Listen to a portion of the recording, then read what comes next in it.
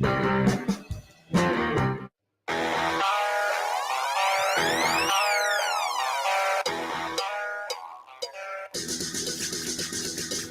how are you, man?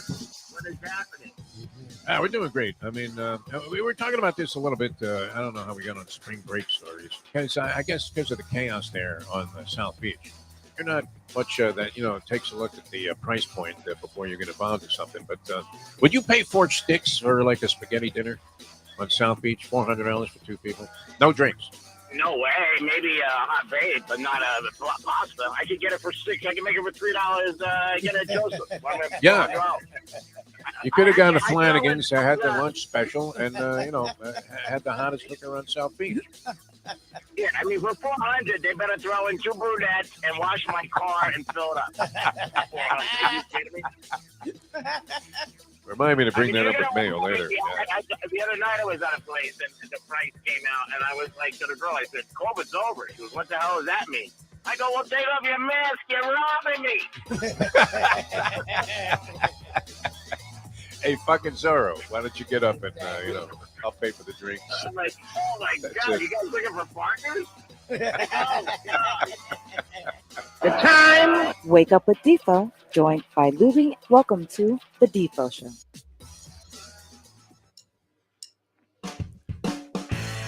You think the Greek is the one that took FAU to win it all this year before the season started? He's been riding that horse like it was Secretariat, my friend. He's been on them every week. I know that. I don't know about the beginning of the season, but since the tournament started, he's picked them every week. He's been with us. So, yeah, I could see the Greek, flashing that black American Express that he has, in front of some hot babe that he's just recently made the acquaintance of and taken her to some of the fancy shops there in Las Vegas.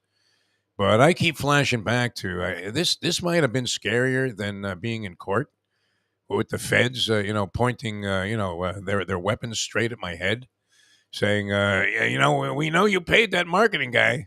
Otherwise, how could you ever have possibly gotten a job here making shows about, Native American culture? Is that what their crux was? It's like, who would ever have you do this?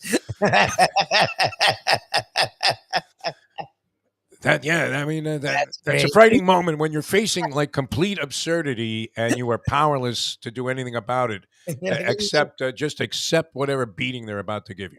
What do you mean? I'm a big fan of this. I've studied this my whole life. Yes. I didn't really have much to do with that show, except I was making some money. I was sort of out of that one. We were doing a sports show down there. It's a long story, but I mean, when you're looking at it going, wait a minute, we're busting these guys that are making cable television shows for what?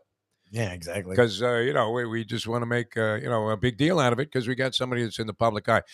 Fame, no matter how minor it may be, is both beneficial, which you've seen the benefits of it many, many times. Mm-hmm. I mean, there you are. I mean, that free lunch we had yesterday at the Even Keel Fish Shack, part, a byproduct, a little bit, you could say, part of the, circle of having something going in the public eye. Yes. Right? Oh, yeah. We're doing a show. The guy comes out. He brings all kinds of swordfish. Was great, huh? Everything was great. That was fantastic. So it has its elements. How many ball games have we gone to for free? I mean, how many trips have we gone on? We've done a lot of things. I could go every night to a game if I wanted to, and no one would talk to me. I choose not to. and it's always nice too when you get a certain amount of recognition from people that say I'm a big fan of this. Somebody comes up to you and says, hey, even if they say something that's semi-insulting, yeah, I still like okay, yeah. I mean, at least you tuned in. Whatever. If I gave you even a brief moment's entertainment, even if it was just to say you fucking suck, DeForest, I don't mind it because then when we're doing our job, this is the entertainment business. This is the business that we have chosen. But it can also have its reverse side where, they're out to get you. Yes. Witch hunt, my friend. Because, what's going to happen? I mean, if they bust some guy who's a plumber for making a cable television show, maybe I'm revealing too many details of what was. You're giving a lot of details that I don't. I don't consider it really that sordid of a past. It's not like I'm trying to, make it look like, oh, geez, that this guy never did a thing wrong in his life. I've had my indiscretions, that this really wasn't one of them. And yet here you are in like federal court right? And and the judges, he's listened to these prosecutors who, they were even sympathetic, I guess, kind of helped me out a little bit in getting out of that particular jackpot. Not necessarily completely unscathed, but people have a very negative perception of you. It's like they never print the retraction Ever. when an athlete, something happens. Have you seen a lot about Michael Irvin after this whole big thing? Oh, he's thrown off the air. Not saying that he's any saint. I mean, but nonetheless, did he really deserve what happened to him in that particular case? Where now you're going to hear nothing about that ever again. No, it'll just go away. But the perception is out there. Hey, Michael Irvin might have raped some woman in a hotel lobby. Yeah. Which he barely even. He was like shaking her hand. Yep. I don't know what he said to her. I mean, that It's was just some crazy shit. But he supposed it wasn't a very long conversation, and nothing happened after it. nothing. 0.0. But they make a big federal case out of it, which the feds did in this case. Why? Because they're riding the wave of publicity they think is attached to your name. Yes. Which is the other side. Unfortunately, the flip side. I've gotten out of a few things too. I've been once in a while stop for speeding or something, and the cops say, "Hey, Defo, I listen to you all the time." Yep. Or they look at your license, they go, "Are you the radio guy?" Oh yeah, and that's always a nice moment when you get that. Oh, thank goodness this is going to go my way. Every now and then, some prick goes ahead and writes you a ticket anyway. Yeah. If they're like getting your autograph. I mean, but that happens. Anyway, you know what? Overall, I mean, it's a really good thing to, sort of have any kind of public adulation where, and it's an honor and a privilege. Let me say that in true Tony Segreto fashion to, be here and have you guys being entertained by us. 100%. Right? We greatly appreciate it. But the most shocked I ever was, never mind, that day in federal court, what was when I was at the Bellagio gift shop. And there was a designer named Judith Lieber. and I couldn't help but flash back to that when the Greek was talking about getting robbed, or even when Mayo was getting a check at Carbone on South Beach. Yeah. Where literally, I mean, this woman who I just started seeing, she wanted something. I happen to be on a bit of a roll. So I'm thinking, why don't I go like up to a nickel on this thing? Because I'm a big fan of knockoffs, as you might imagine. I'm one of those guys that goes through like 11 trap doors. You ever do that on Canal Street? Have you visited Canal Street? Yeah. That's the You're in best. Chinatown there, and Okay. I thought I was in a scene out of The Deer Hunter, man. There were even some guys playing Russian roulette with red bandanas on. Shit's crazy. I'm Like, going to buy like a knockoff purse. You want purse? You want purse? It's like, Yeah. what? And the But woman's they like, don't sell you the one outside. You got to go through 11 trap doors. Unbelievable, right? So you're familiar with that whole scene. I did that in New York a couple times. And that's my style. Okay, I'll do that. I'd rather do that than pay like full price for something that looks exactly the same as the fake. No? Oh, yeah. Is there any? I mean, I just can't see spending that kind of money. Maybe is this a guy thing? Like, can you see well, spending $300 on a purse? Depends on the woman. Like a lot of women are all about it, but then there are women that are aghast at the idea. What does a guy do? We got a paper clip in our pocket. It has our credit cards, our medical information, and whatever cash you happen to be carrying. No, 100%. guys don't even have a wallet anymore. I mean, nothing. But No organization whatsoever. So to pay like thousands of dollars for a bag, I mean, is really outrageous. And I'll never forget this. The girl I'm with, she picked something out. I'm looking at it. I'm cringing. It's like $3.99. And I'm thinking, all right, I'm going to go ahead and do it. Yeah. Like that's borderline, but fine. So they run my credit card, and they're asking me to sign it. And I just, Mr. Big, I'm just going to casually sign a thing. I see the tab is for $6,000. No way. And it turned out there was this tiny little purse, Lubie.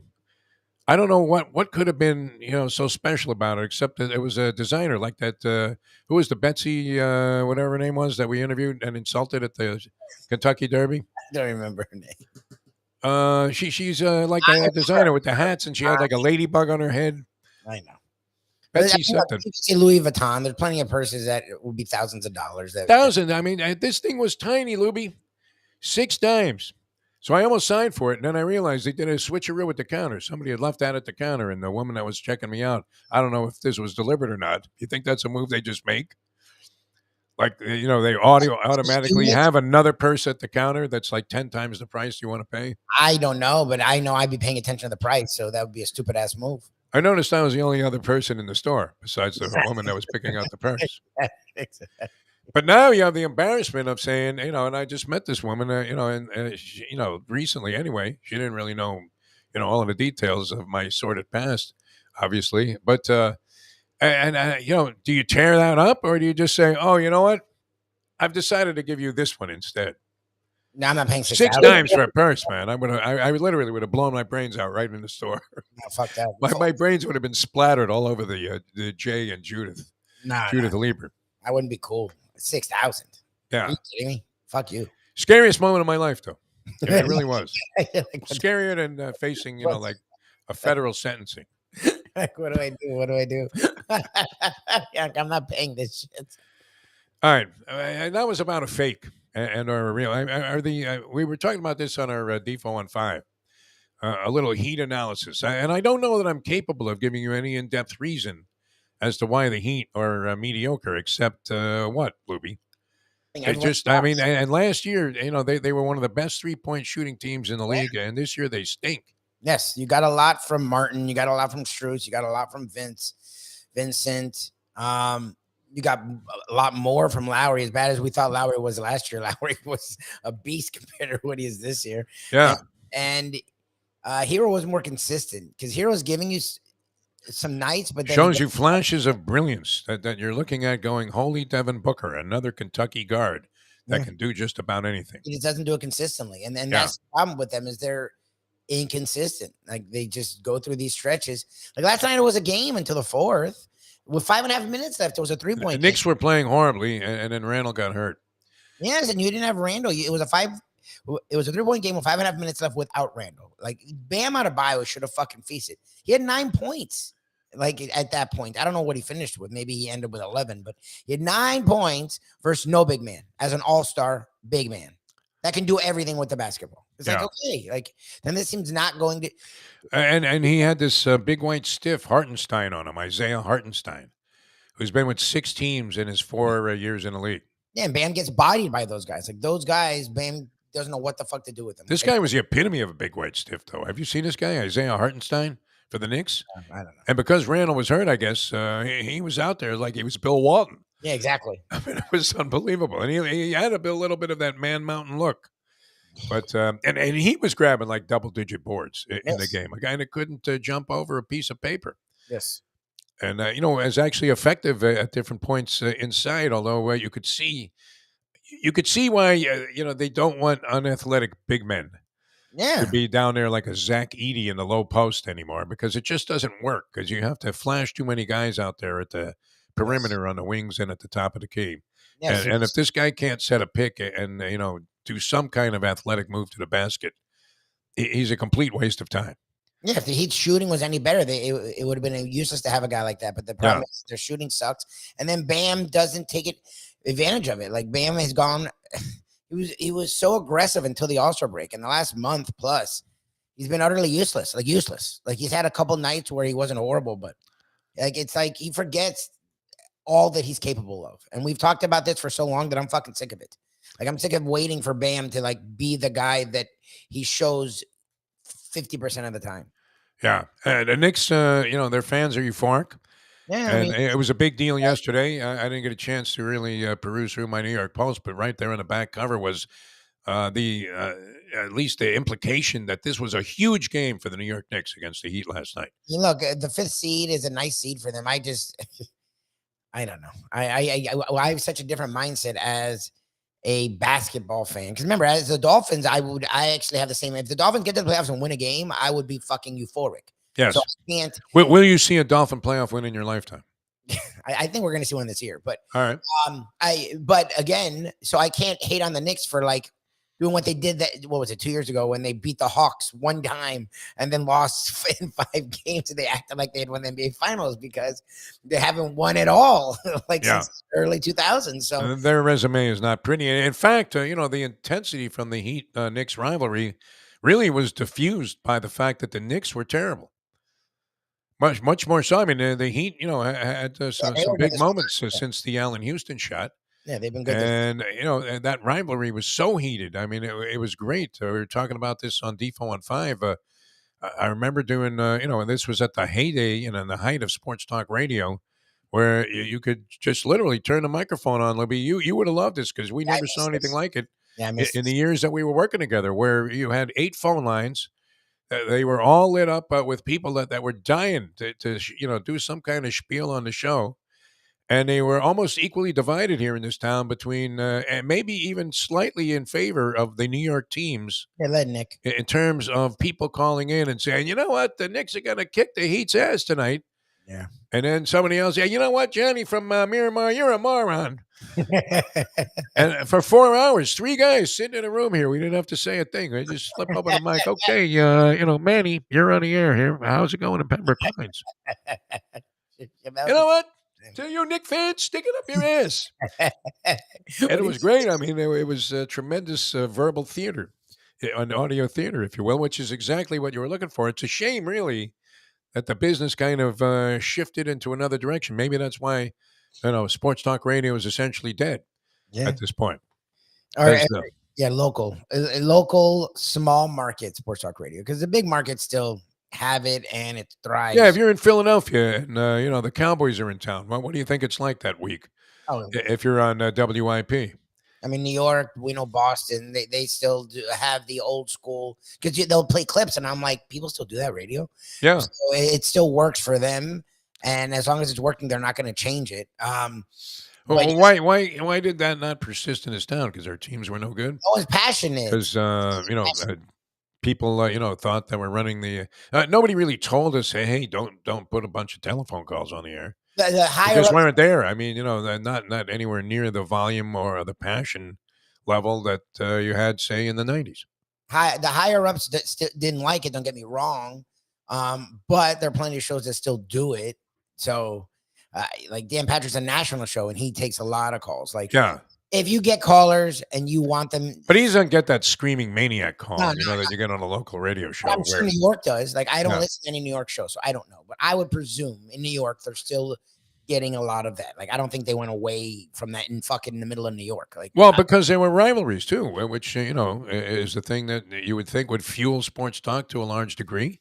yes, But the Heat Knicks, I mean, I was surprised. I'm looking on the back cover of the Post from yesterday, and they're like, wow. I mean, the Knicks have a chance tonight to cement their position in 5th in the Eastern Conference, and you're thinking 5th. I hear that I laugh. Sorry, This is a big deal. This is back page news that you're going to cement your 5th spot in the playoff rankings, so that you could take on the Cavaliers, which not necessarily any bargain, would it be, Mr. Donovan Mitchell? What do you think?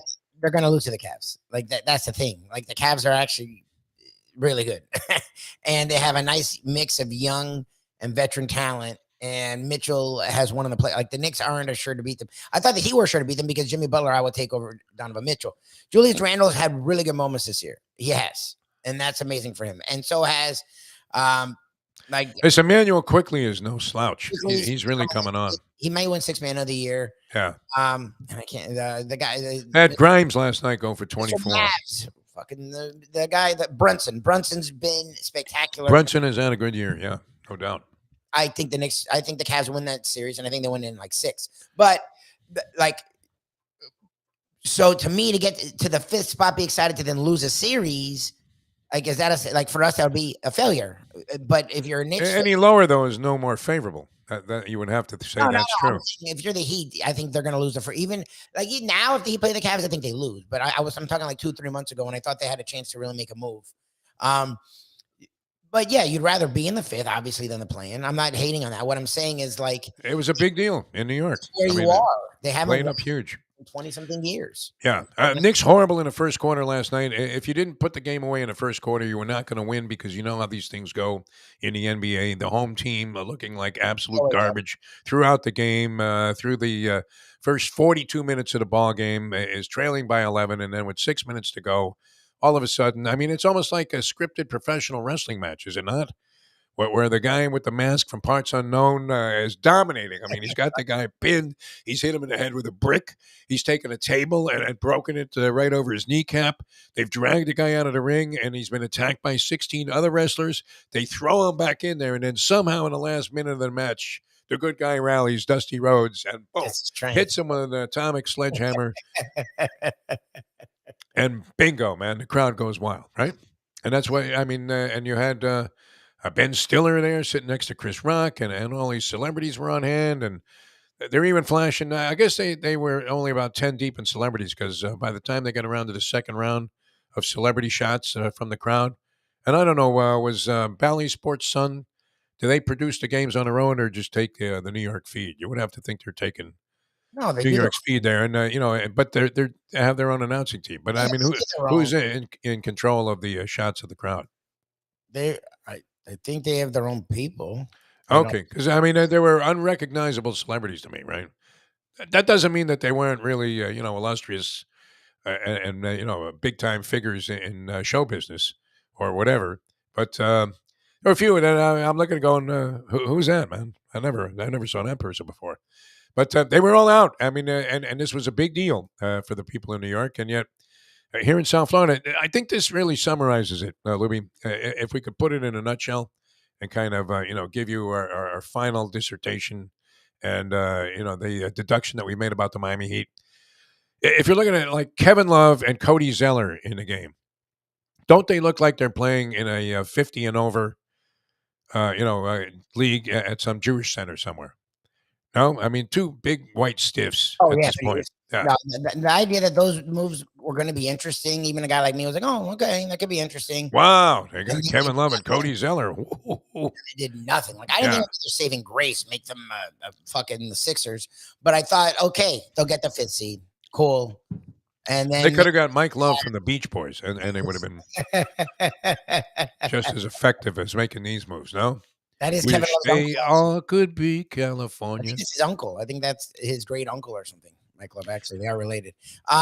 Did that song have any influence on you, like to make you want to go and live in California? It did me. Wish they all could be California girls. I never wanted to live in California until I went there. Yeah. Once I went to California, San Francisco area, I was like, shit, I could live here. This is no, not San Fran, man. I'm LA all the way. San Diego would be the place. I've never been to San Diego. A little too quiet down there in San Diego, but wow, I mean, what a city. I like Northern and Central California. I haven't seen the good, like LA. I've only seen like the shit parts, but I've heard it's I like the shit parts, and they're just as good as the I've only seen downtown, so I'm like, why would anyone want to live here? I've seen like raw downtown there because I used to go to the Main Street Gym all the time. It was one of my favorite places to hang out because I love slimy boxing gymnasiums, and we had sort of a version of it here with the 5th Street Gym. But there was nothing more classic than this Main Street Gym, Libby. I mean, if you wanted to see a scene out of Rocky, they actually filmed Rocky at the Main Street Gym. Those gym scenes. Oh wow! Anything that you saw, right, where they had the cutouts of the boxers standing like this. Yeah. That was the place. I mean, everything about it was so stereotypical of what you would expect from like the 1930s boxing scene, including some guy named Smitty that's in the corner with the spit bucket. Literally, who has like 2 teeth left. Both look like they're as rotten as they could possibly get before falling out. And he would come up to you and say, maybe you want to write an article about me. I fought. And then he would open his wallet, and in there he had like $1 bill, some newspaper clippings, and he would show you how he fought like Willie Pep. I got knocked out in the second round. And I'm like, hey, that's great, Smitty. But you think the champ will be available soon? Yeah, what am I supposed to do with that? It was great, man. But I mean, that was at a place where, bums were actually, royalty. So you had to knock a couple of guys out to get into the gym. So, the best of the best were always training there. All right, we have the trivia challenge coming up. This is going to be great. Gurggles is ready. And later on, Glenn Geffner, it's opening day, the best kept secret in town. It's opening day, ladies and gentlemen. The bunting is out there, and all of the, celebrities in town are going to be on hand here. And what kind of festivities do they have planned for opening day, Louis? Oh, good. Marlins, do we know? They may have something going on. I have heard nothing about it. Zero. Yeah. When's the game? No, 4:10 today. They start the baseball season. Max Scherzer for the Mets on the mound. Their ace. He's going against the Cy Young Award winner for last year, Sandy Alcantara. Tickets for the game online right now available. You're thinking what? $80? Oh yeah, for opening day, you would say 100 plus. It's opening fucking day. $8. I think that's amazing. $8 a pop. Yeah, 16 gets you 2 tickets. You could not even buy a hot dog and a beer for that. Actually, you couldn't even buy a beer for that. All right, the trivia challenge coming up. Dial us up if you want to play. 954-417-0070. That's brought to you by the great people at Hialeah Park. We'll tell you more about what's going on there in just a few minutes. Do we pop Gurgs in for a quick hello? What do you think? There he is. You can tell he is just, feeling that he's on the precipice of greatness. Are you going to try to beat the favorite in Saturday's Florida Derby, Gurgs? I'm going to be playing trifectas. I'm going to play Fort, All, Mage, and a horse called W&L. I think Fort's out of the 13, W&L's out of the 14, and then I'll play All Fort with those 2 horses. Then I'll play the 3 of them in an exacta, and I'm going to bet W&L to win. He's got Jose Ortiz. He won the Risen Star in New Orleans, and then had a horrible trip last time. And he's breaking out further than Fort, actually. But I think the race is loaded with speed, and he's going to be a price. So I'll play a little try with the favorite. Then I'll play exactas with him. Then I'll bet W&L to win. Spoken like a true degenerate. Well, wasn't that beautiful? I mean, even if you didn't understand what he was saying, Louis, because you're not, initiated into the degenerate vernacular of horse racing. That was beautiful, Gurggles. Absolutely wonderful. All right, well, we wish you all the luck in the world with that. And are you going to be punching at Hialeah Park? Is that where you're going to go? I'm not sure yet. I haven't decided because I will be there a little bit Friday. Friday, I'm going to Miami Shores to do a little Beat the Broadcaster for Barry University. This past Monday, I was at Doral for Archbishop McCarthy. And Wednesday, I was here at Miami Lakes Golf Club for the Epic Foundation. So it's I've got some seed money coming for the Florida Derby. Nice. How are you hitting the ball? How are you hitting it? It doesn't matter. I get 50% of the take, so it doesn't. So yeah, I smoke range. I smoke a Perdomo cigar, hit range balls, and talk crap to the people and give out prizes. Works out great. And how I had much a of a low needle? point this bat. How much of a needle do you give them? Yeah, when they're teeing up. Pretty good needle. Usually, if they hit it in the water, I tell them I have an assistant. I'll say, "Hey, don't we have a prize for closest to the manatee?" And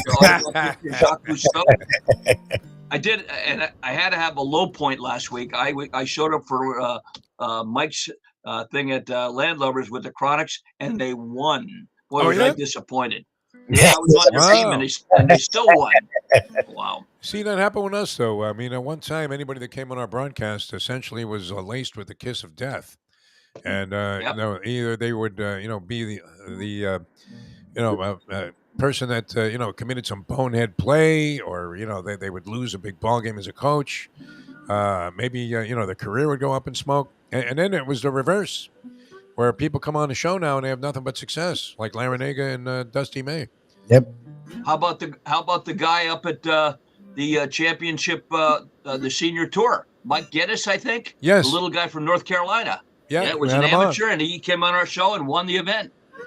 Well, you have a little bit of that leprechaun good luck charm, luck of the Irish there, Dave Gurggles Gergely. So, and it must be all that Irish whiskey that you have consumed in your lifetime. All right, we're going to come back and play the challenge. Dial us up if you want to play. 954-417-0070. Landlubber's gift certificate is at stake here. Lubie's going to provide that, and often hands it directly to the winner, because we've had many from the Chronics team competing here on the show. We're always looking for new blood, so don't be shy. Coming in and give it a shot here. Dave Gurggles Gergely and the Hialeah Park Trivia Challenge coming up in a moment. Now that. The time. It's 7:32. Ponies in Style at Champions, the outstanding simulcasting room at beautiful Hialeah Park. Yes, the grand old lady of thoroughbred racing has never been more vibrant, and you can wager on the races from the top tracks around the country while enjoying a cocktail at the Brass Rail Bar or any of the fine food served throughout the facility. If poker is your game, you're covered in style, and you can play all your favorite Vegas-style games, including blackjack, craps, and roulette, in Hialeah Park's sizzling hot casino. Get a player's card when you walk through the door for all kinds of generous amenities, including our favorite, free play. when you come out to the ultimate casino and entertainment destination, Hialeah Park. Hey folks, Tony Segreto here. You know, since day one, Catholic Health Services has been part of Old School. And since we've started letting people know about them, it's changed their lives. You see, Catholic Health Services, while being recognized as one of the top places for stroke rehab in the country, it's also about a group of people who not just excel in what they do, from the doctors to the nurses to the therapist, on and on and on. It's how they do what they do every single day that separates them from the pack. They do it with a passion, unmatched, and the inclusion of family in every step of the process. Trust me when I tell you this. If you want the best, unmatched rehab with a special group of skilled, caring people, there is truly only one place, and that one place is Catholic Health Services. These days, we're all looking for comfort anywhere we can find it. Thank goodness for Landlubber's Raw Bar and Grill in the Plantation location, because they are making sure you are as comfortable as possible. First of all, they're not only open for delivery and pickup. All you have to do is go to landlubbersbarandgrill.com for both pickup and free delivery. Their hours have changed a little bit. Monday through Thursday from 3:30 to 10, and Friday, Saturday, and Sunday from 11:30 to 10. You're going to have the best wings in the world. You're going to have a great burger. You're going to have their amazing soups. Again, Landlubbers, Raw Bar and Grill. It's nice and easy. Just go to landlubbersbarandgrill.com for both your pickup and free delivery. Thank goodness for Landlubbers for making you always feel right at home. Oh, Solo Volante will be coming late. Oh, Solo Volante. The Belmont's now 1.8 miles. The finish line is coming up quick. Luca Panici. Just switch the The stick. only way to get your morning started is with Defo, joined by Lubie, right here on the Defo Show. Never mind the three tenors we had working yesterday on the Mike Mayo Lunchbox show. It was kind of funny because my voice was shot, and it gets that way from time to time where you can't really say it. We were actually interviewing this guy named Gianni Russo, who was in the first couple of Godfather movies. All right. And, he thought I was putting him on the entire time because I had one of those frog voices going. And he said, "We can knock it off with the accent. I mean, you don't sound anything like Marlon Brando, but that was the best I could do." And Lubie's voice is his voice, and then so Mayo inhaled some helium, and it wasn't exactly the three tenors, but nothing could match the baritone of the Polyman Paul Massell. That's for sure. All right, Dave's about to conduct the trivia challenge. A couple of notes here off the board of comments, which we always appreciate. And our friend Julian, this is interesting, says he's heading for opening day in the Bronx today. First pitch, 105, 41 degrees, 20 to 30 mile per hour winds, and 30 degrees right now in New York City. That's so crazy. I do remember some very cold days at Shea Stadium in my years there selling souvenirs.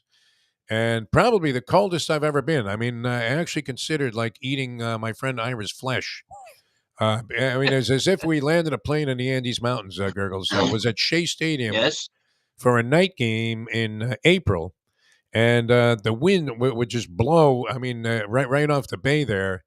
And I had a blanket, I had a coat, I had everything that you could possibly have on to get warm. And I was freezing my ass off. And I'm with a guy who will not leave the ball game, no matter what the score or situation, until the final out. I'm begging this guy to go. I literally started biting into his thighs. And I'd never been that cold in my life as that day at Shea. So it looks like Julian's heading for that, but still being a big baseball fan. Yeah, good for him. I don't know. It probably won't be the most pleasant day to be at Yankee Stadium. And Sarney, you got to get Sarney as annex or something on his Panther thing. Jim Sarney, former sports writer, Sun Sentinel. You know Jim at all, Dave? Yeah, a little bit. I know his work. I thought he did a great job. Yeah. Yeah, I mean, a TV radio critic. He might have even mentioned a trivia challenge at some time in one of his columns, saying, I've never heard of a bigger waste of airtime on a Saturday morning. No, I think he was a fan. I don't know that he was a giant fan of ours at the time. But that's the fishing show you're talking about. Oh, sorry. Yeah, they're still going, though. You know what? And they're going to leapfrog us in years if they can live long enough. That Let was 'em. actually the That's okay. bigger question. Would we live long enough to do 25 years of the Hialeah Park Trivia Challenge? point. But Shini's apoplectic that we haven't mentioned this, whatever it was that the French Joe Philbin did. Paul Maurice, the coach of the Panthers. I guess he finally chewed out a player after watching them suck all year. And they were. And they turned it on and beat the Montreal Canadiens or something last night. Anyway, Maple Leafs 3-2. Oh, Maple Leafs. I knew it was a Canadian team. So something from that area. All right, you ready, Gurgs? You ready to go? Yes. Yeah. Hialeah Park Trivia Challenge, 954-417-0070. Later on after the Trivia Challenge, we will have Glenn Geffner, the former play-by-play voice of the Marlins, and a great baseball. This guy loves the game, man, and he's great, and obviously has been very tied in with MLB for the last. How many years was he doing the Marlin games? I don't even know. Oh God, I don't know. Yeah, it had to be at least, maybe 10. Yeah, maybe more than that. But a real good guy too. So he's going to join us later on. We'll get a little preview and peruse around the major leagues for opening day. See what the big storylines are there. All right, Gurks, here we go for the Landlubber's gift certificate in honor of the Polyman. And of course, his expected return to the program sometime in the near future. Yeah. I'm feeling much and some easy baseball. That's okay. We'll save your voice a little bit. I got plenty to go. This rather rotund Tigers pitcher, on his impact on the common man, said, all the fat guys sitting on the couch watching me pitch are saying to their wives, see, Mabel, there's a fat guy doing okay. Now bring me another beer. What's that? Mickey Lolich, Mickey Stanley, Mickey Spillane, or John Coltrane? All right, trumpets are blaring as if Edwin Diaz was coming in out of the bullpen. Here he is, fresh off that victory, live at Landlubbers with Dave Gurggles Gergely, the captain of the Chronics, Lenny the Chronic. Lenny, how are you? Good morning, fellas. It was great having Gurggles at the table last week. We had a good time. Excellent. And the answer is A. Did you try the veal there, Gurggles, at Landlubbers? It's the best. No, I had my favorite, of course, the peel and eat shrimp. Then I tried one of their cheeseburgers. Lenny generously offered to pay my tab, so it only cost me $40 for the night. So it wasn't too bad. Did he? How many gift certificates did he have, Lenny? I don't know. He had a stack of them. I don't know. he was shuffling them. All right, you have 1 point. Going for 2. He's got a smart team, though. The ladies were really good on that team as well. All right, Lenny, true or false? Horse racing. The Florida Derby coming up this weekend. True or false? The Florida Derby is older than Jeff DeForest. True or false? Oh, I don't know about that. Let's say true. Now say false. No. The Derby? Florida Derby started in 1952. I think you got him by a year. What year did Ballyache win the Florida Derby? Do you know that off the top of your head? Ballyache. I don't. Not off the top of my Bobby head. Ussery No, up, I believe. Bobby Ussery. Oh, okay. Yeah, I think he was in the irons that day on a great Ballyache. Yeah, I always thought it was bellyache, but anyway, you can't bellyache about that. You have 1, you're going for 4. All right, baseball, Lenny. Only 2 players have been named to the All-WBC team twice. Japanese pitcher Daisuke Matsuka and whom? Wow. Can we get in on that one? Ichiro Suzuki, Robinson Cano, Yadier Molina, or Jimmy Rollins?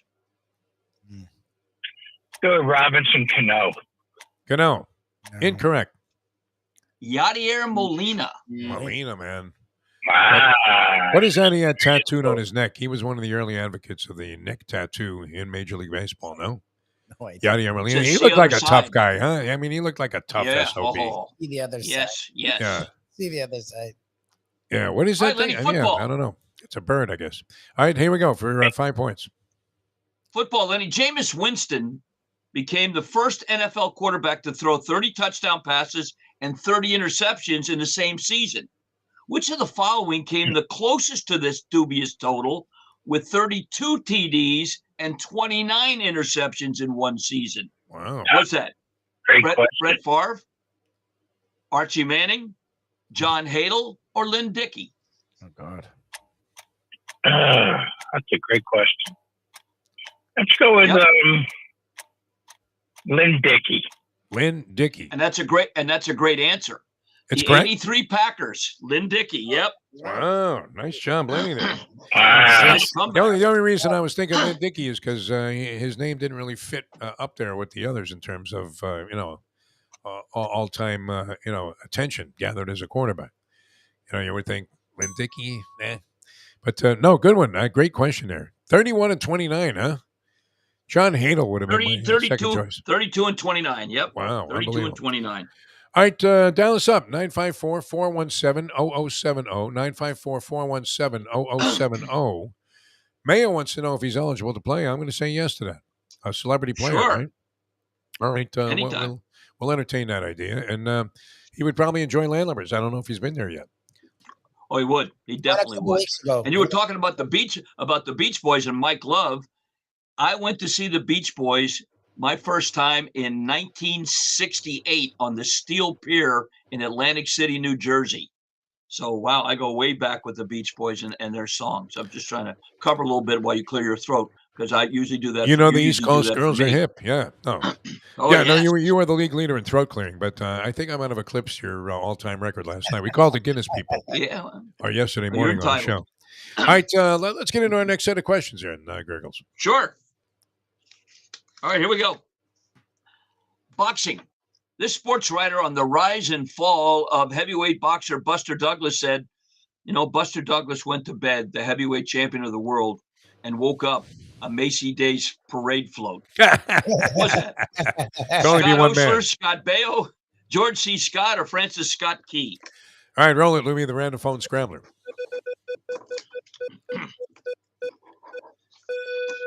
It lands on Pat. You're on the Hialeah Park Trivia Challenge. Good morning, Pat. Good morning, guys. Hey? Good morning. A is correct. Tough challenge sir, here from Pat. Lenny. Already with 6. Here we go. Golf, Pat. Former world #1 ranked golfer Brooks Koepka, now ranked 100, in a recent interview with Sports Illustrated, said that he regretted signing with the Live Tour and wished he was still back on the PGA. True or false? Let's say that's false. I want to say true. It is false. It is? false. Oh, yeah. Yep. No, He makes hundreds of millions of He's dollars. happy where he is. Yeah, Wow. millions to still live. Koepka, yeah. No, he would never admit that he He's blew it. losing regardless. Yeah. Might as well Probably make right. millions. All right, 2 for 2, going for 5. All right, college hoops, Pat. What player holds the single game March Madness record for assists in a single game? Is that Mark Wade, Sherman Douglas, Avery Johnson, or John Stockton? Douglas. The general. No, 1987 UNLV, Mark Wade had 18 assists in that game. Wow. Holds that record. Wow. Very, very solid. All right. Going for 7 points in the lead. Give Pat. me the lead. All right, Pat Golf.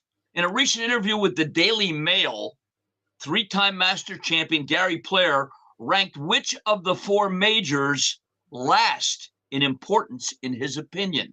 All right. The Masters, the U.S. Open, the PGA Championship, or the British Open? The British Open. I'm going to say the PGA. No, that's he ranked that first. Believe it or not, he ranked the Masters last because of the restrictions on who enters the field. Oh. Because you had to have one, so he doesn't feel it's a true championship. Oh, wow. Disgrace. Nice try, Pat. Wow, what blasphemy. Talking about the Masters like that. A tradition like no other. Dave Gurggles Gergely. That's right. Well, Coming up. didn't you say you were in the crowd in the Masters, at the Masters? I went to a practice round in the Masters, and believe me, if you ever talk to anybody, the topography there is unbelievable. Climbing those hills, you can't appreciate it on TV. That might be the guys from the Masters calling right now. Yeah, could be crawling Hootie Johnson. those hills there, unbelievable. As a Yeah. matter of fact, Coach Shula's second wife, Marianne Stevenson, her husband used to be chairman of the Masters. Is that right? Who's the guy now? John Do we know? Stevenson, yep. Yeah, I remember Hootie. What's that? Hootie was out front. Hootie, but, Hootie Johnson. Hootie Johnson, yeah. There's somebody else there. There's a new guy in charge there. The guy, Yeah, I don't know he had now. a sheet on his head, shaped in a cone when he was addressing the media. It was terrific. Yeah. Not that they would be restrictive in any way. I guess, it's appropriate that the no. field is restricted. No, but one thing nice about the Masters, and one reason I won't go back again, is because they don't allow me to smoke a Perdomo cigar on the grounds. Is that right? And if you want to get a Perdomo cigar, well, you know where to go. 5150 Northwest 167th Street on the Palmetto on the south side. 305-627-6700, the number to call. Monday through Friday, 9 a.m. to 6 p.m. Go there, see Nick Jr. Hopefully he's a father by now. He might be. I got to stop in there this week. There's me at the Maldives. You don't have to go all the way close next door to Sri Lanka to get a Perdomo cigar. You can get it right here off 57th Avenue and the Palmetto Expressway. And once again, this weekend, if you're going to play the Florida Derby and you're going to use Fort, make sure you use Madge with them and WNL. And then you'll have a great day. But even if you don't, put something great in your mouth with a cigar from Perdomo Cigars.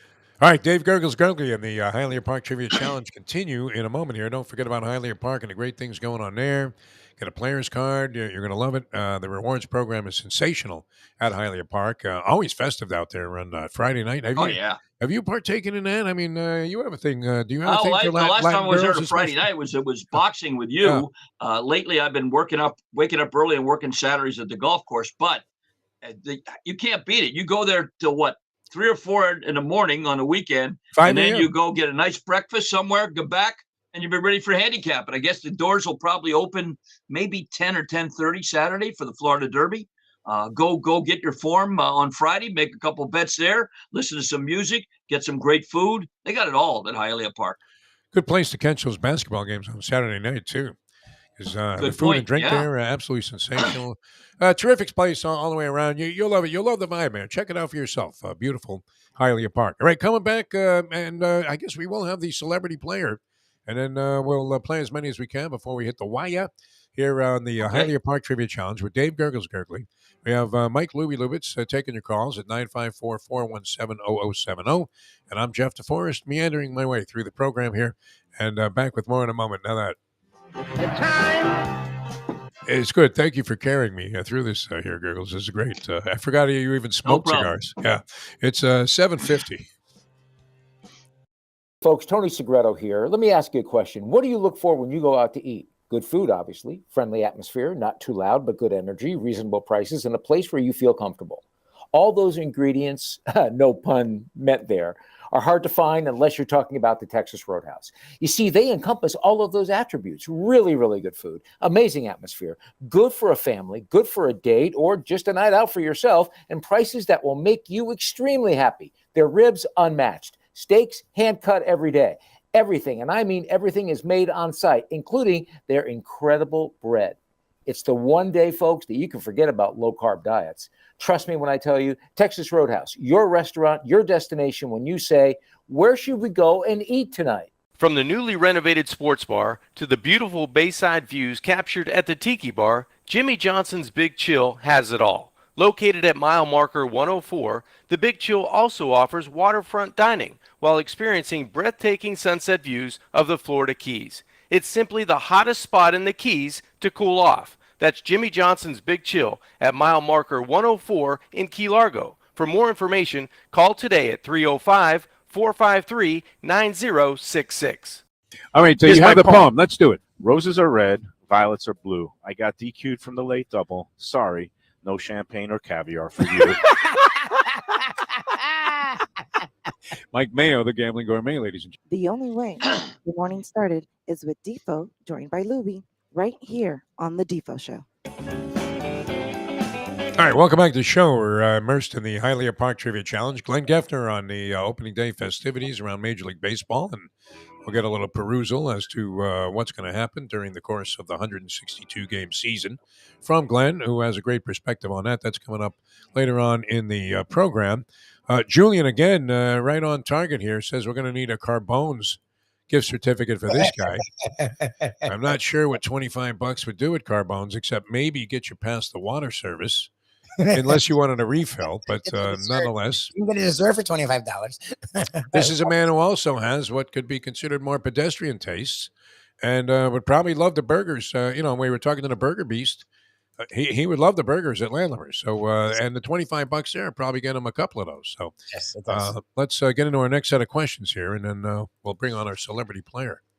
All right, football, college football. This late FSU coach, a legend, and why he never wanted to face any opponent team coached by one of his two sons, said, I don't want to coach against my sons. I know their mother. She'd probably give them all of my plays. Who was that? The late Bobby Bowden, Bobby Richardson, Nolan Richardson, or Nolan Ryan? All right, here's a random phone scrambler. But it's ineffective. It goes right to our celebrity guest player. Scramble shit. A monster host now of his own show, the Mike Mayo's Lunchbox, which was a very, very festive edition yesterday. And a lot of fun out there at the Even Keel Fish Shack. Mike Mayo, you're on the Hialeah Park Trivia Challenge. Good morning, gentlemen. Yeah, I really am desperate for more free food, so that's why. I think you don't get enough of Don't be afraid to call in advance and ask Sufreen if he can have a few things put on the table before you get there. Those burgers on Thursday night at $8.99 is an incredible value. So that's Yeah, no doubt about it. Peel and eat shrimp, a nice cold Guinness. Oh, you can't beat it. Really, really good. And the service is unbelievable. It really is. All right, you have 1 point. Yeah, go ahead. All right, baseball, true or false? On a recent edition of Antique Roadshows held in the San Francisco Bay Area, believe it or not, a Mr. Coffee machine believed to be owned by Joe DiMaggio, their one-time spokesman, with his signature, was appraised at $5,000. True or false? I'm going to say true, although he lived in Hollywood at that point. Yeah. I'm going to say false. 5,000 sounds too low. Up. Yeah. Wrong. We made that up. All right, Zamboozle the Mayo, man. That's it. The first question I lose, I'm a loser. All right. Go on. You're still very much alive here in this game, Michael. Don't throw in the towel yet. Maybe a little bit of a softball, 3-point college basketball question. In 1989, Seton Hall star player was Andrew Gaze. What country was he from? USA, South Africa, Canada, or Australia? I'm going to say Aussie, oi, Australia. Yes. Nice. Good for you. Very good, man. Is this like the time what was the guy's name? The Sheik or whatever from ESPN? Who was supposed to be like the trivia expert in the polyman? No, it was the Schwab. The Schwab. Schwab. So he comes on the show and the polyman feeds him 3 gimmies. Vanderbilt. Yes, that's right. Yes. Because he was Well, he told was a by sucker. ESPN, don't make the guy look like an asshole. Yeah. All right. Mayo knew that one. All right, 5-point question. 4 going for 9 here, Mike. You'll be the leader. Opening day. Clayton Kershaw is only one of 2 pitchers to toss a shutout and hit a home run on opening day. The other one is Don Drysdale, Warren Spahn, Dontrell Willis, or Bob Lemon. Well, that's a good question. Dontrell sounds vaguely familiar. Warren Spahn could hit it. Don Drysdale could hit it. I'm going to say Dontrell Willis. Dontrell Willis. It was a great question, but a real shitty answer. It was Bob Lemon, 1953. Bob Lemon, he was an overweight. Sorry, a little bit of evil seed. Sorry, I had to do that. We love you, man. That's okay. That's okay, Mayo. Don't go too far because you're in second place. Christina Wands. Don't forget today, Christina Wands. We're doing our visit Lauderdale. Oh yeah. I mean, tell us a little bit about this place, Michael, because you're going to be down there in Nicky Mohan, Lubie. Yes. But imagine you have the owner on. This is part of Women's History Month. Yes, the last this days. is in downtown Fort Lauderdale near Victoria Park. Christina Wan's Mandarin House has been there since 2005, but Christina and her family have owned and operated the restaurants in South Florida dating back to the 1960s. They started off actually in downtown Miami before moving to Hollywood, and then she ended up with her own place in downtown Fort Lauderdale, right there near the Victoria Park neighborhood.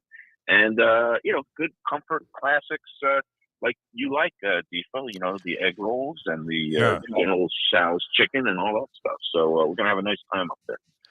I think I'm going to have Lubie bring me a chicken chow mein because he'll be right on target here. Drop it off for lunch. That'll be awesome. That's right. Absolutely.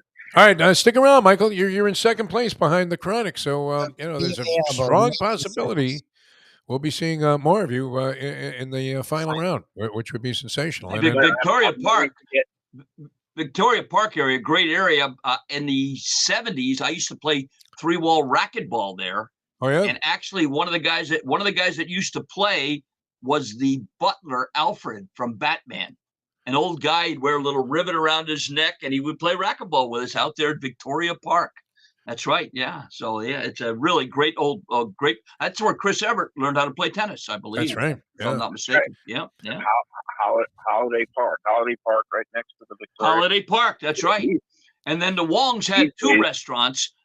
The Wongs had two restaurants, but they were bought out by that guy, Jim Wright, because two Wongs don't make a right. So, geez. There you go. He didn't want to be associated with that. That was not Mike Mayo's opinion, and as expressed by Dave Gurggles Gergely, we are not responsible for anything this man says. Stick All around, right. maybe in the finals. All right, he'll catch you later on. You might be in the finals here, and that's going to be a good time. Sounds like a good time. I love the way Nikki Mohan eats on the show, man. She's not shy about it, which is great, and she has a great personality. Remember her from Channel 10 mostly, Nikki Mohan. She did a great job doing I the remember news. her. She had a beauty mark, real cute face, really nice lady. Yeah, I met a Nikki lovely Mohan. lady. Yeah, very articulate and Very spirited, nice. and now works for the Fort Lauderdale, and it's what is it? It's her travel bureau and Convention and Visitors Bureau. Yeah. And does a great job. It's just absolutely fantastic. But when she's on the show, man, Mayo really, it's incredible that he's this distinguished and refined food critic. And really, I mean, he wrote something the other day when he got ripped off at Carbone's. But I mean, his description of the food was literally like Damon Runyon-esque. I mean, they're just fantastic, And you're thinking, wow, this guy is as good a critic as you could possibly find. And then he eats like a slob. And then he eats. And you're like, I don't know if you ever saw like Lubie eat back in the day when Lubie really was a slob. He's refined himself considerably, I would have to say. I mean, you would think you would. Yeah. It's gone backwards. And Mayo's plate at the end of the show looks like the child's plate. When you tried to get the kid to eat liver. And then you said, you like broccoli. And the kid looks like, I hate broccoli, Mom. Some 6-year-old is telling you to go bleep yourself. I mean, like 7 things, and they all have one bite out of them. Right. What are you? You're a grown man. Just finish the fucking thing. Covered in soy sauce because that was the only way you could get the kid to try it. Unbelievable. All right, you want to continue the game here, or Sure. take time to recover? What game? From Mayo's. Okay. Oh, God. All right, so Mayo's in there. He's in the running, and he has 4 points. He did pretty well there. I mean, but tell me that wasn't a setup, man, like that I Schwab thought it thing. was Dontrell. He was a great hitter. At one point, the Marlins actually used him as a pinch fucking hitter. Because I remember that. Yeah. Yep. Good. No, that was a good question. That was a real good question. All right, here we go. More celebrities All right, calling here we in on go. the program. So our next set of questions. Golf. This legendary comedian, when asked about his golf game, said, I play in the low 80s. If it's any hotter than that, I go inside and have a drink. What's that? The great Joe E. Lewis, Robert Q. Lewis, Sherry Lewis, or Jerry Lewis? All right, here we go. And I thought he was going to come back to the Miami Heat. Didn't you, Mike Lubie? He would have put them right there in that 6th spot. It's not Goran Dragic. Did you see the name? Oh, from the grave. Your favorite from the grave. This is good. Yeah, I always wanted to do a show called From the Grave, where we talk to people that had already, passed away several years prior, like maybe even hundreds of years prior. And we had somebody do a voice and do dead people. So we have Drazen Petrovic. From the grave. I thought it was Goran Dragic coming on the program. Same accent. I promise you, it's the same accent. From the Grave with Drazen Petrovic. Drazen, welcome to the show. Why not, Gurggles? Why not? Yeah. Drazen. I am the child of Goran Dragic and Drazen Petrovic. They were breeding me to shoot jumpers. You sound like my rabbi, man, at my bar mitzvah. What are you talking about? The Davin. All right, you have 1 point. All right, here we go. Good luck. Good luck, whoever you are. All right, college hoops. Between 1939 and 2000, which was the last team from the Ivy League to make the Final Four? Penn, Dartmouth, Princeton, or Brown? I think it was Penn. Penn. Good job. Wow. You are correct. Did we not do a true false questionnaire? In the league. Did we do a true false? We did Well, not. let's We give him did the not. 3-pointer. Now we'll do the true false. Okay, so he has Okay. You know, when these dead guys throw you off. So he has 4 All right. points. Now we're going backwards for 1 point. Yeah. Yeah, we're now going to do is backwards for 1 another. point question. Here we go. Baseball, true or false? Believe it or not. 25 times. Well, we have lost control of this game, have we not, Gurggles? That's Between the three of us. Yeah, 100%. I'm not used to talking to dead people. All right, baseball, true or false? Well, wait a minute. I know Believe it you or are not. used to talking to dead people. I mean, come on. How many people have you cursed out from the grave after losing a horse race? Yeah. True or false baseball? Yeah, here we go. Believe it or not, Babe Ruth, when he hit his 700th home run, got the ball back by paying the fan $20 to get it back. True or false? I said false. I think that's true. No, it's true. That's true. Wow. It's true. All right. Yep. All right. I'm glad we went back for that. Now you still have 4 points. Me too. And going for 9. All And right, this would put you in the finals. If I don't score, Mayo is in the finals. Yes. Yes, honestly, yeah. Don't tank. Don't tank for Don't Mayo. tank it. Don't tank it. We have enough of Mayo. Mayo is all I over heard. the place. What is Mickey Mouse, a dog or a cat? No, I'm sorry. That's not your question. Here we go. Baseball. Who's the only pitcher to hit 2 home runs in an opening day game? Wow. Carlos Zambrano, Jake Arrieta, Adam Wainwright, or Madison Bumgarner? Good question. Oh man, I remember. I knew this answer once back in Transylvania. Where I'm from. Back to the Brooklyn accent. Long Island accent, Drazen. I'll go with I know this is wrong. I'll go with Baumgarten.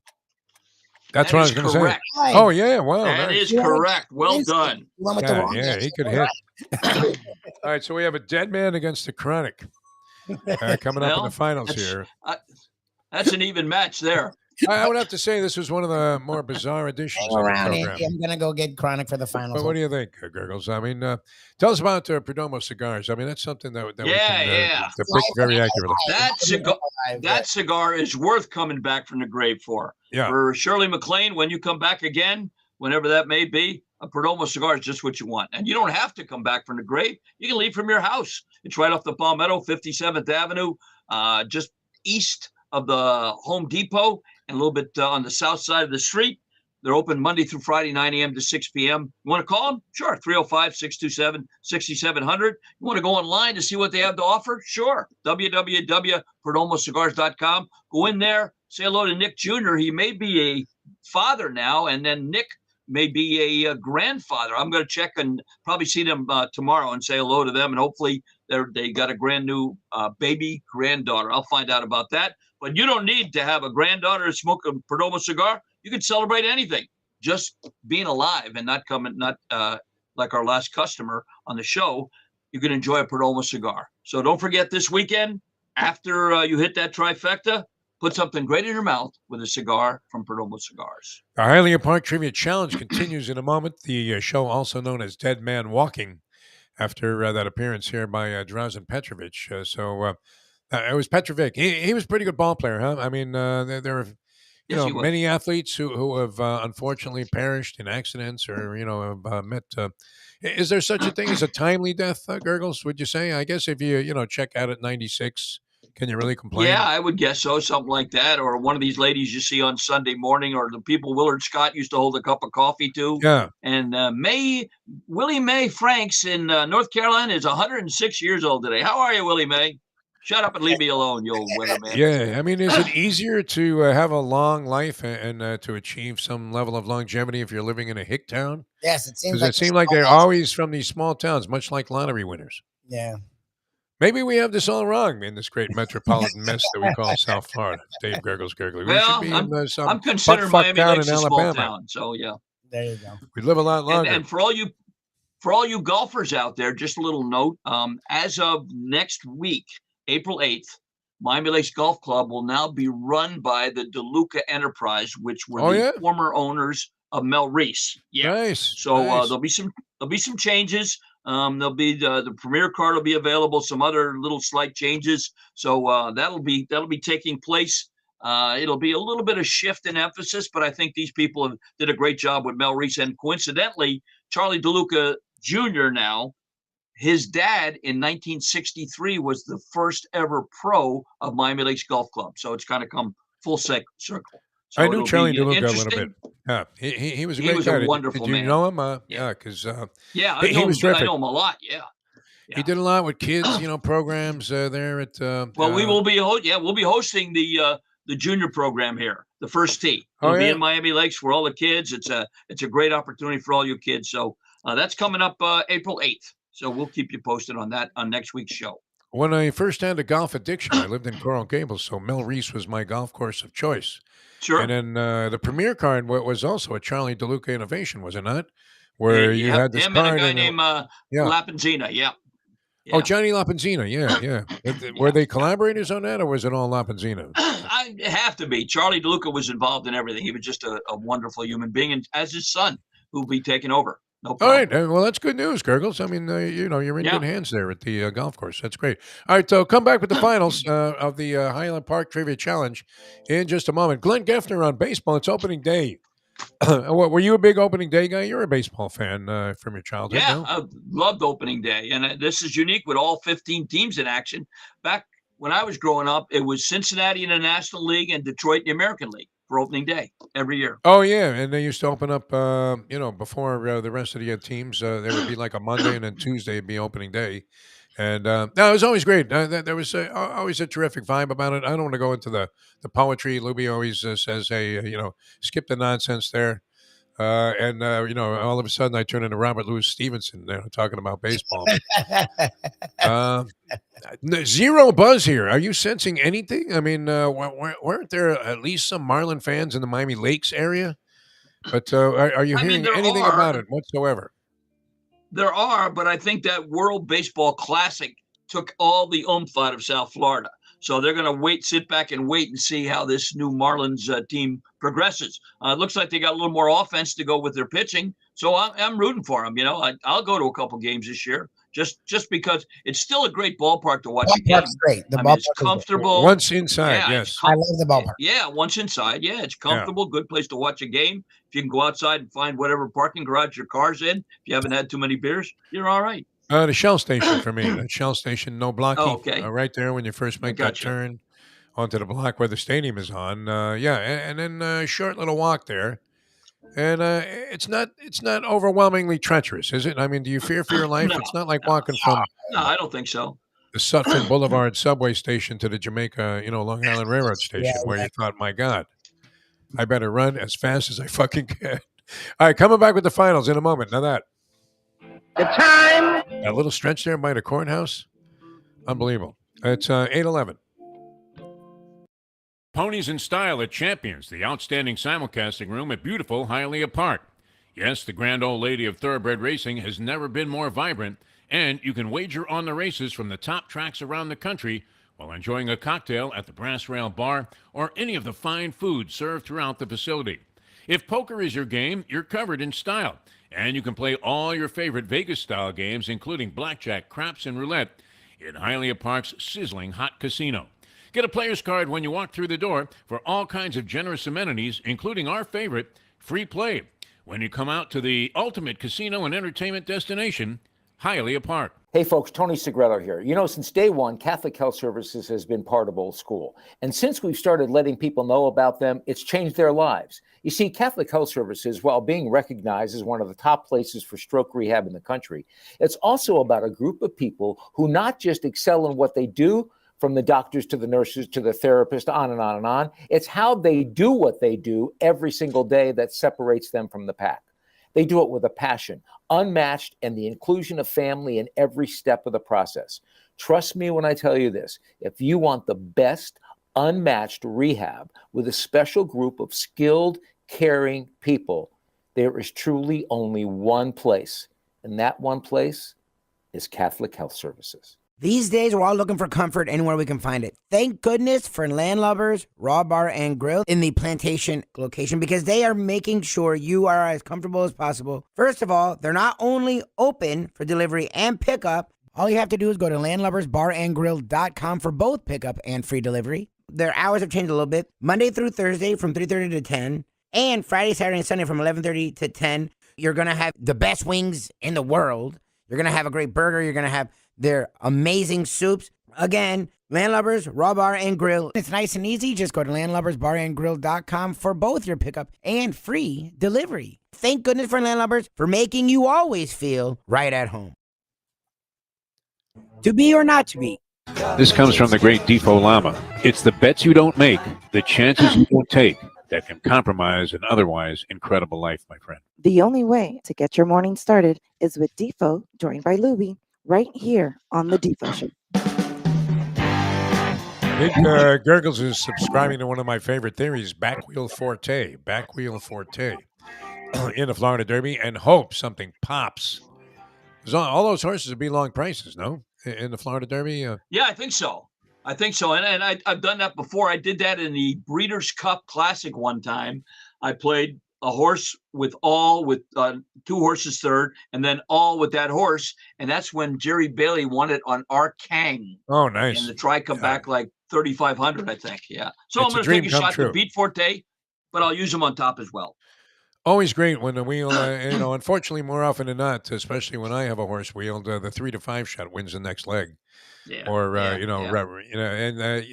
backwheeling those horses every now and then, you just have to watch your horse that you backwheel jog Sure. and win by 12 lengths, which, then you say, hey, I should have played him on top. 2 bombs come in second and third. But in general, I mean, when you catch that you look on a board and you go, wait a minute, what were the odds on the 12? And you happen to have it in that position there because you wheeled the horse and used all of the other horses in that position, and you say, whoa, he's 50 to 1.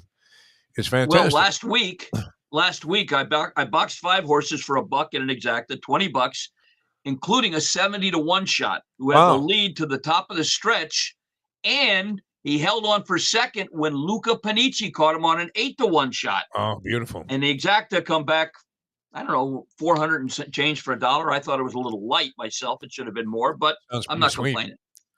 Yeah, I remember. That was like the first race at Gulfstream last Saturday, I think. Yes. Yep, that's it. Anytime Luca wins, I'm bombarded with calls and texts. And everybody says, you asshole, man. You knew that horse was going to win. Like Luca tells me, every horse he's going to win through Francesco. He gives us nothing but losers, Luca. I love him to death. The man is the nicest man you'll ever meet. A real gentleman, a great athlete. Which a lot of people don't consider jockeys athletes, but I mean, when you look what they're doing, I mean, imagine your toes are in these stirrups on an animal that weighs 1,000, 1,200 pounds and goes 40 miles an hour, and it's not like you're riding in a golf cart. It's unbelievable, and they do it every day, and they have to be strong as an ox, and yet weigh like under $115. It's pretty incredible athletic. Athleticism it takes. And he's become now a great tennis player, Luca Panici. But horrible in terms of relaying information. Horrible. If he calls and says, I like the chances of this one, throw it right out the door. All right, here we go. The finals are set. And we have Andy, who competed as a dead man, and Chronic to compete for the finals here. Gurggles has the question. Call out your name if you want to answer right away. If you don't answer right away, we'll offer multiple choice. First person to call out his name gets first chance. We'll go back and forth until we have a winner. And here we go. Good luck, gentlemen, for the Landlubber's gift certificate and the championship of the Hialeah Park Trivia Challenge.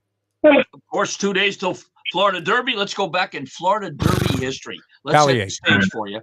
In 1966, appropriately named Abe's First won the Florida Derby, but was DQ'd from first to fourth, resulting in the longest shot ever to win the Florida Derby, paying $183.60. Wow. Who was that horse? Or that horse was it? Whom? Here we go.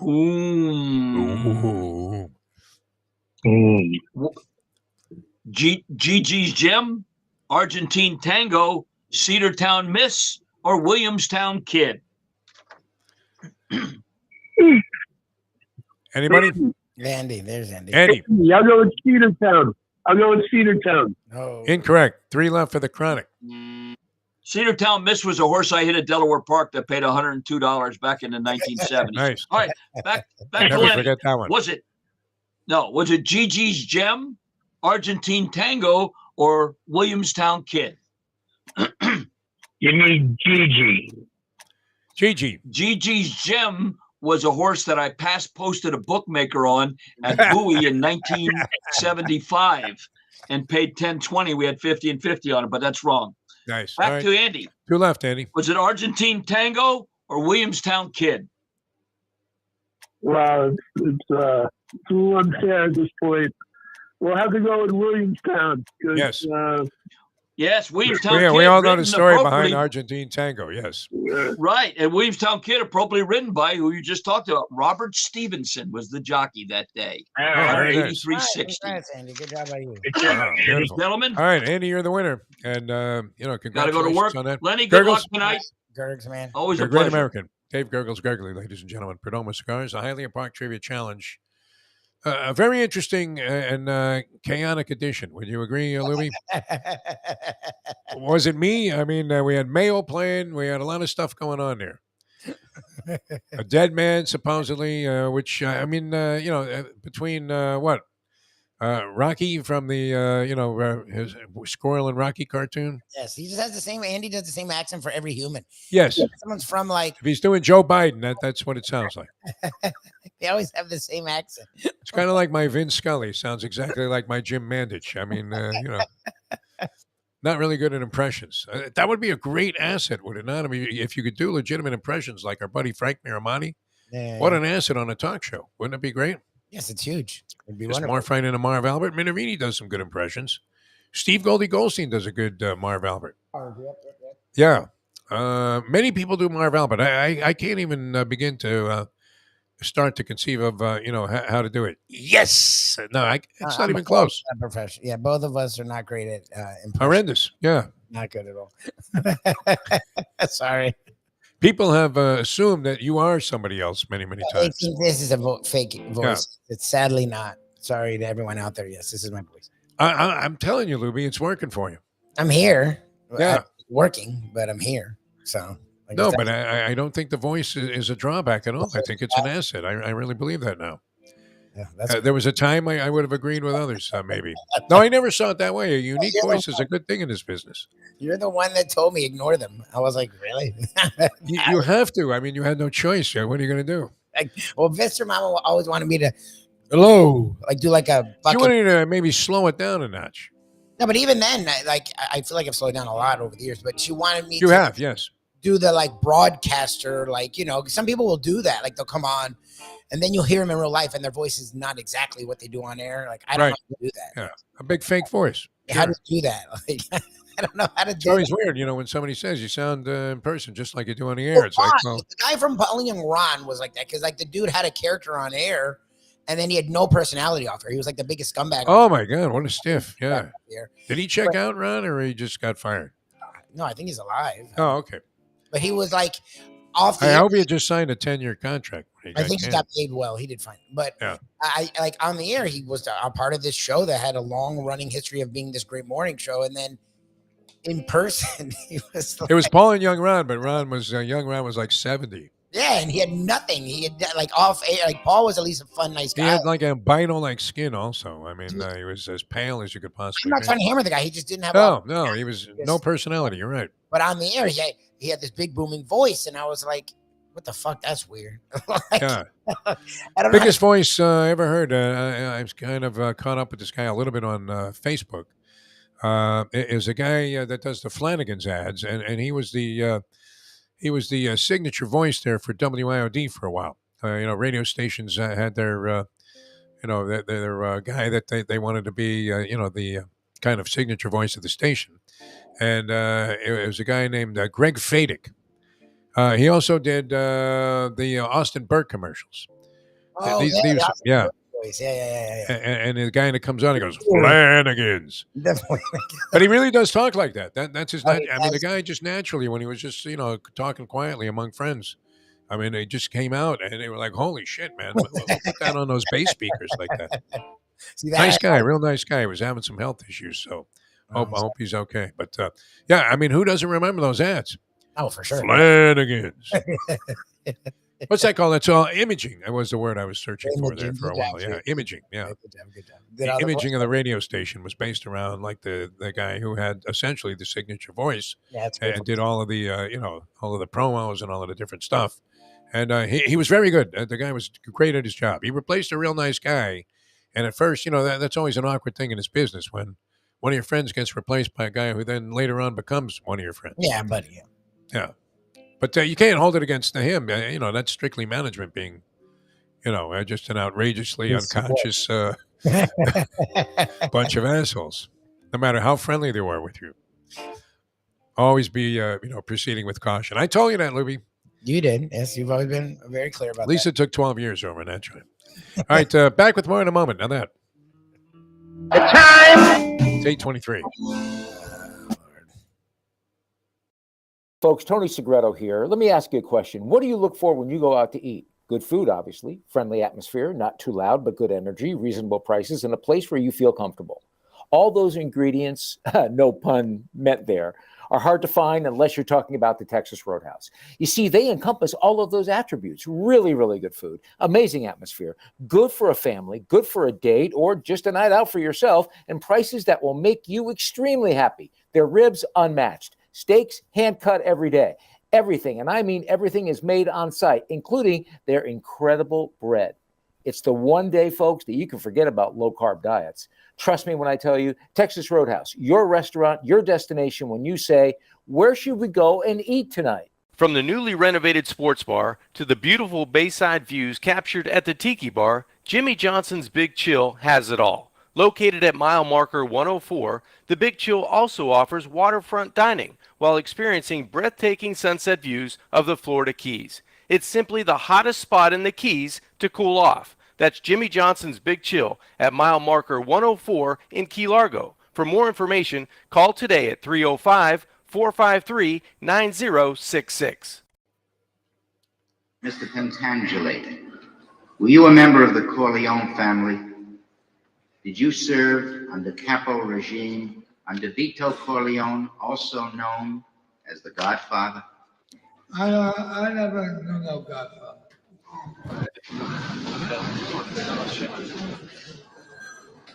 Angela, you are contradicting a sworn statement you previously made to me and signed.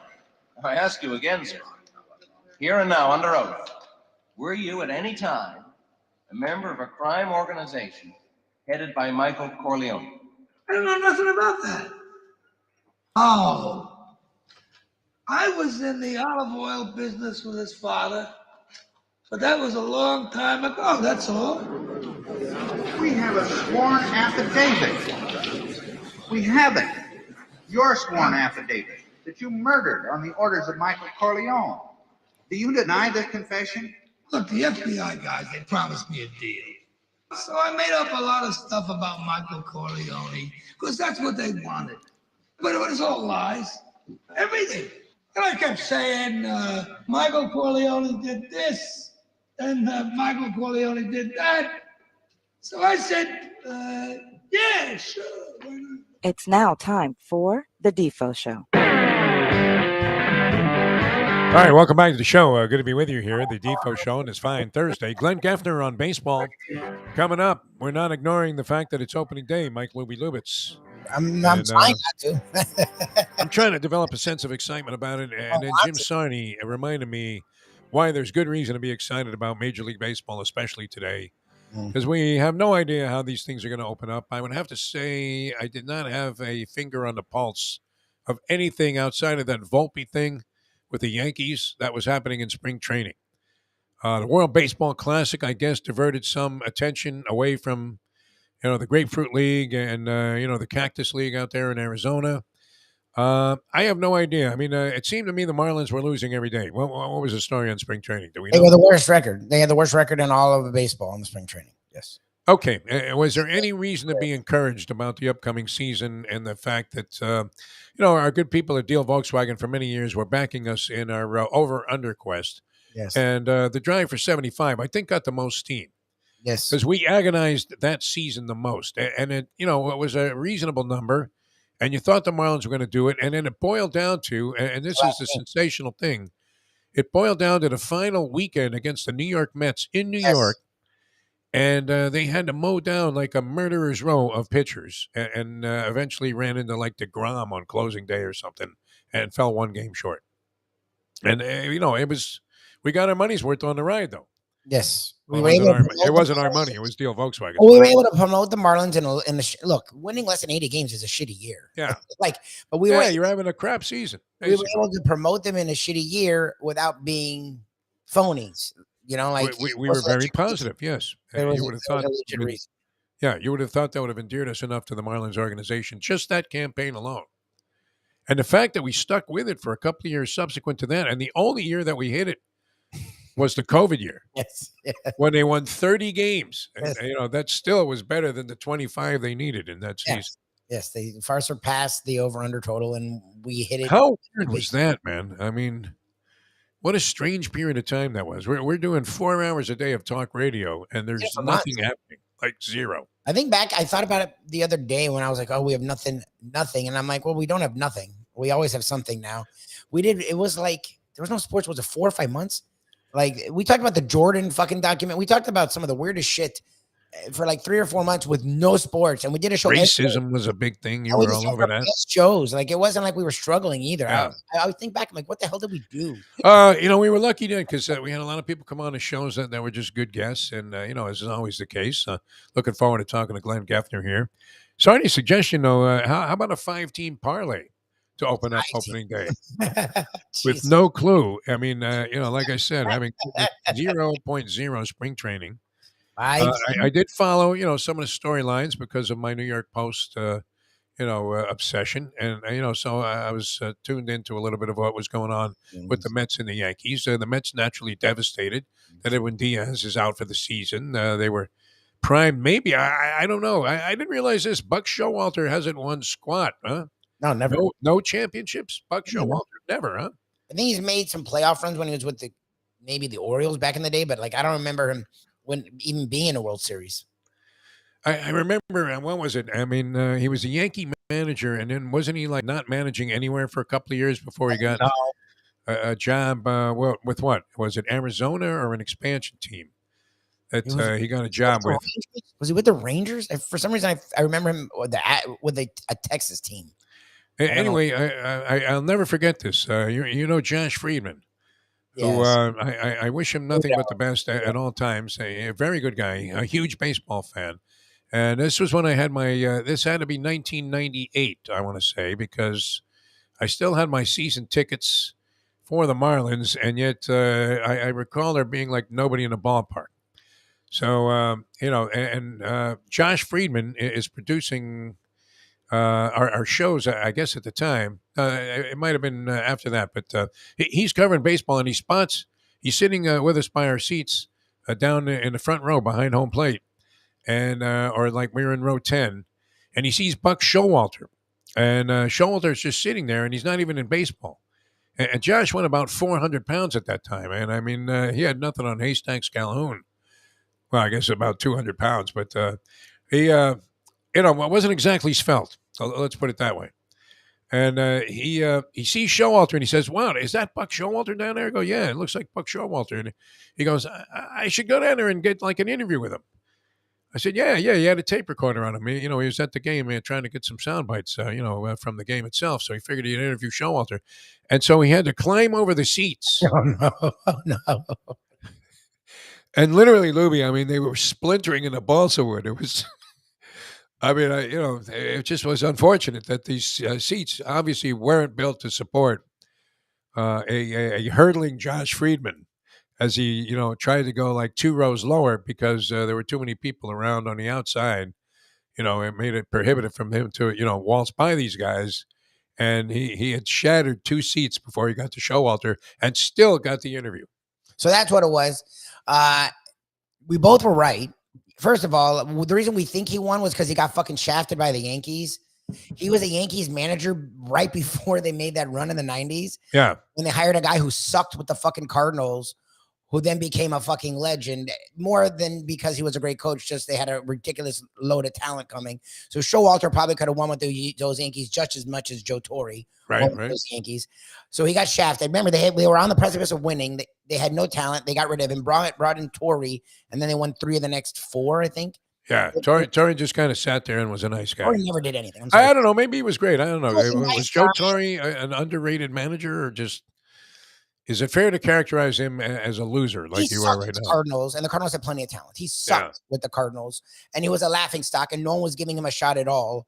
Like actually respected, but Torre exactly was the kind of guy that Steinbrenner could push around, and Steinbrenner loves those guys. Figurehead, you're saying?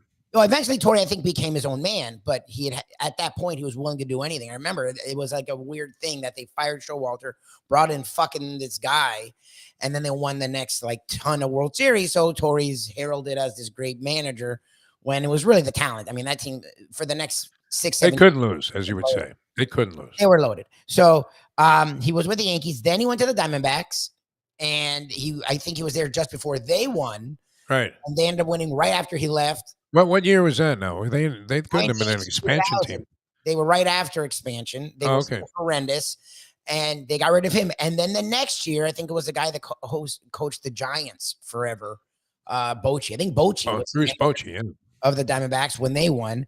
Then he went to the Rangers. So I was right there, and I think he did win a lot with the Rangers, the Juan Gonzalez teams and the Pudge Rodriguez teams, but they didn't win big. And then he went to the Orioles when the Orioles started to suck. Yeah, 0 titles. Yeah, and it wasn't his fault. They just were doing the. I mean, the guy's respected. It's like guitar players talk about, Eric Clapton or something, or Jimi Hendrix, where there's the greatest players in the world. You just watch the guy play like 2 dynamite sets, and you said, "Wow, who could be better on the guitar than this guy?" And they all idolize the guys that you would expect that have been talked about forever. Baseball people talk about Showalter in that capacity, don't they? I don't know that I ever saw this genius. So what about you? I mean, could it have been 98 then when Friedman was splintering the seats there? Yeah, probably. Probably at Hard Rock Stadium. He coached. Was he out of managing in 1998? 98-2000. It says that's when he managed the Diamondbacks. Oh, okay. All right. Well, maybe I got my year wrong then, but nonetheless, I will not forget when Friedman was climbing over the seats, and Polyman was with me that night, and he was like, "Oh no, I hope he's not going to get hurt." But he survived it okay. All right. So you have 15 games on the slate today.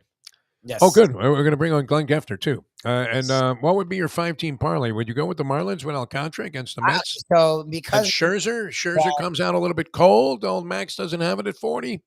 Takes him a while to get into midseason form, or does he strike out 15 today in his 5 innings of work? So I don't actually know all the starters for this. I don't even really know if all these teams are going to be good, but I just came up with 5 teams. Oh, you did? And I'll give this, and I don't know how well you should follow this. Write it down so we can take a look at it tomorrow. All right. I wrote it. I wrote it down right here. I have 5 teams. You got the Pirates over the Reds? I have Marlins over Mets because Alcantara is the Cy Young winner. So okay. Home, whatever. Yankees over Giants because I think the Yankees are going to come in strong at home. Braves over Nats because I think that's a mismatch. Oh, that's like a mismatch, yeah. Rays over Tigers again. I think the Rays always win, and the Tigers have sort of struggled lately. And then Dodgers over Diamondbacks as a. That sounds like 6 teams. Is that 5? 1, 2, 3, 4, 5. 5 teams. All right. 5 teams. All right, very good. Good luck with that, Mike Lubie Lewitz. I'll keep track of it to see just how horrible. There you have it. That's our introduction to the baseball season. Lubie's unfounded 5-team parlay based on nothing but the color of the team's uniforms. Oh, we have this man on with video. You look absolutely tremendous, Glenn Geffner. Good to see you, my friend.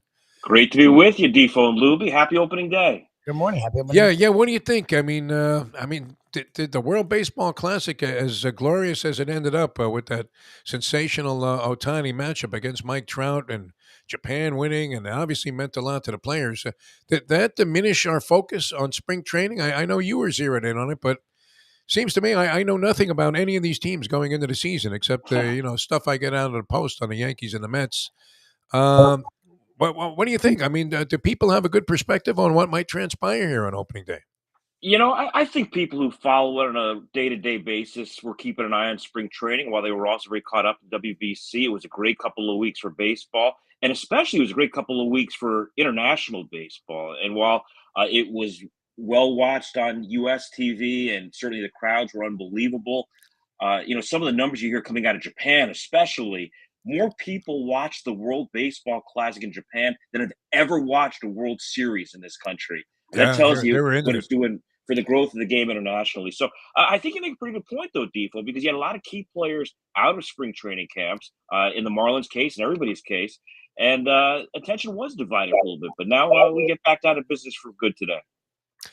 All right, Lubie always gets on my ass about this because I would start, waxing poetic about opening day. Out of the grass. The smell of the grass, and you walk into the stadium there, and It's artificial turf now. It's not grass anymore. It's synthetic grass. yeah. I mean, the smell of the turf. But but you still have that kind of serendipitous feeling about opening day. Do you still get that same feeling? I know certainly if you were up in a booth, that had to be some kind of buzz that wasn't typical of say a Thursday night game against the Pirates in the middle of August when your team was out of it. What's your feeling about all that? I mean, and how have you been and approached opening days over your lifetime? Well, on a purely personal level, yes, this opening day is a little bit different for me than the last 31 have been. I think it's the first time since about 1989 Is I that would right? be at Wow. a ballpark on opening day. But it's been a while. But no, opening day it's a special day if you love baseball. Everybody is tied for first place. Everybody is optimistic.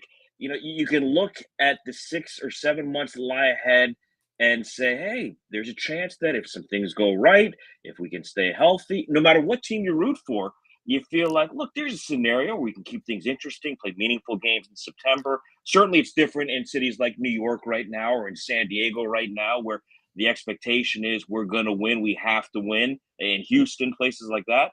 But opening day is a very special day. And, I think you'll see a great celebration in Miami these next 4 days against the Mets. See, now I loved it, and then I spent many opening days selling souvenirs at Shea, which you figure if you're ever going to sell a yearbook, it would be on opening day. I don't even know if they have yearbooks anymore for I was these going to teams. say, I Do don't they? think they have yearbooks anymore. Do they make a yearbook? At this point, I mean, it would be like $12 or something. Maybe more, but Probably we were selling more. them. I mean, like I used to unload probably 400 to 500 yearbooks a game. At Shea Stadium. But they always had good crowds. I mean, it wasn't just opening day. This was in the mid to late 60s through their World Series year in 1969.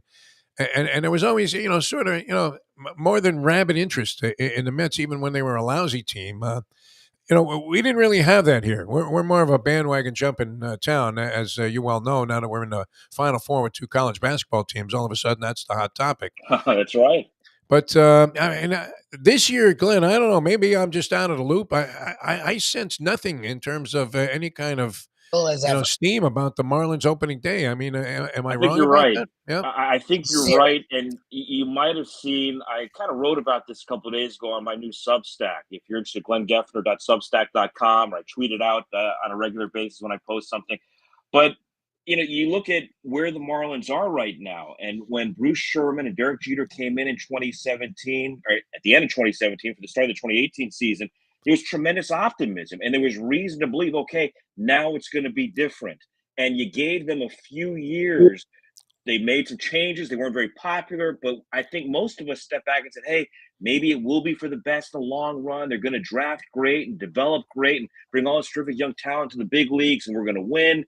And you see a Sandy Alcantara emerge, as brilliant as he is.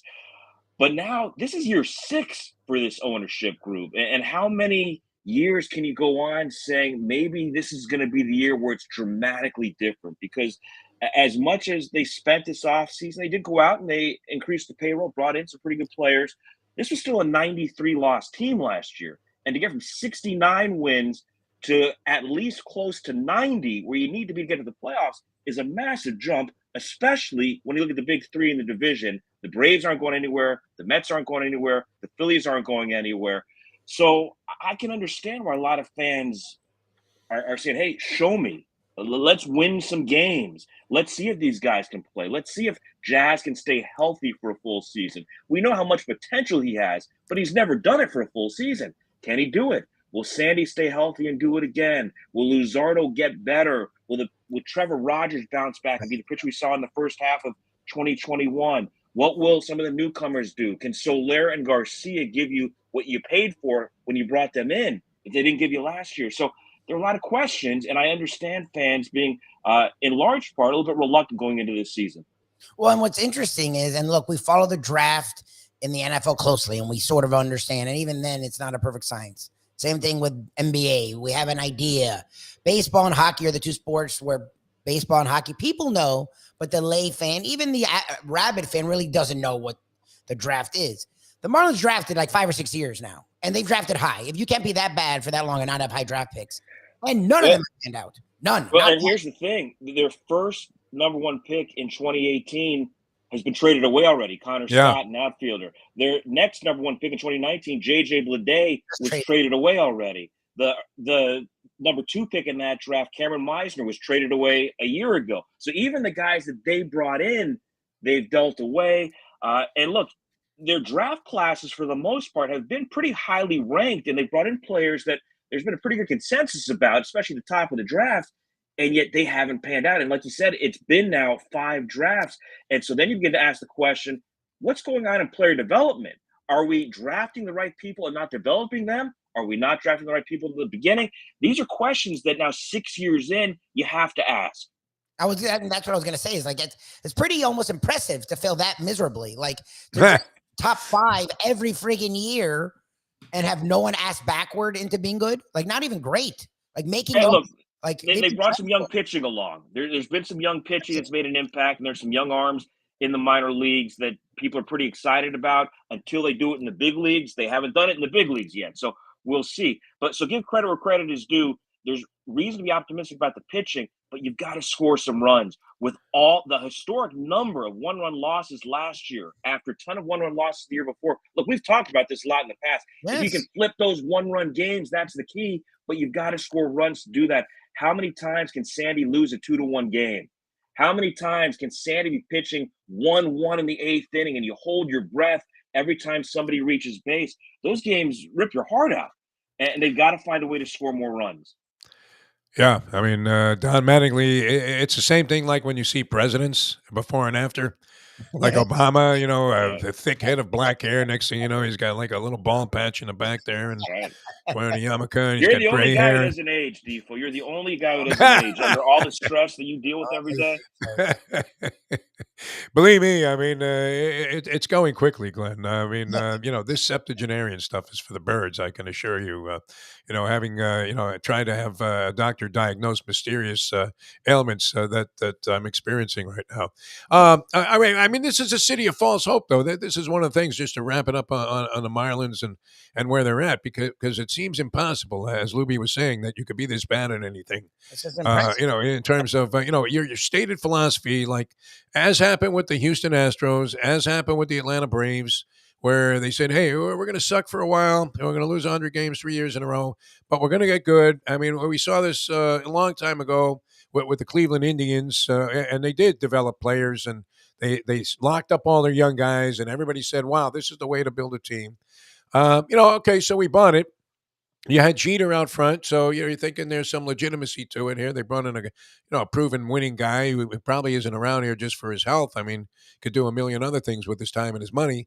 But how come we're the only team that fails at that?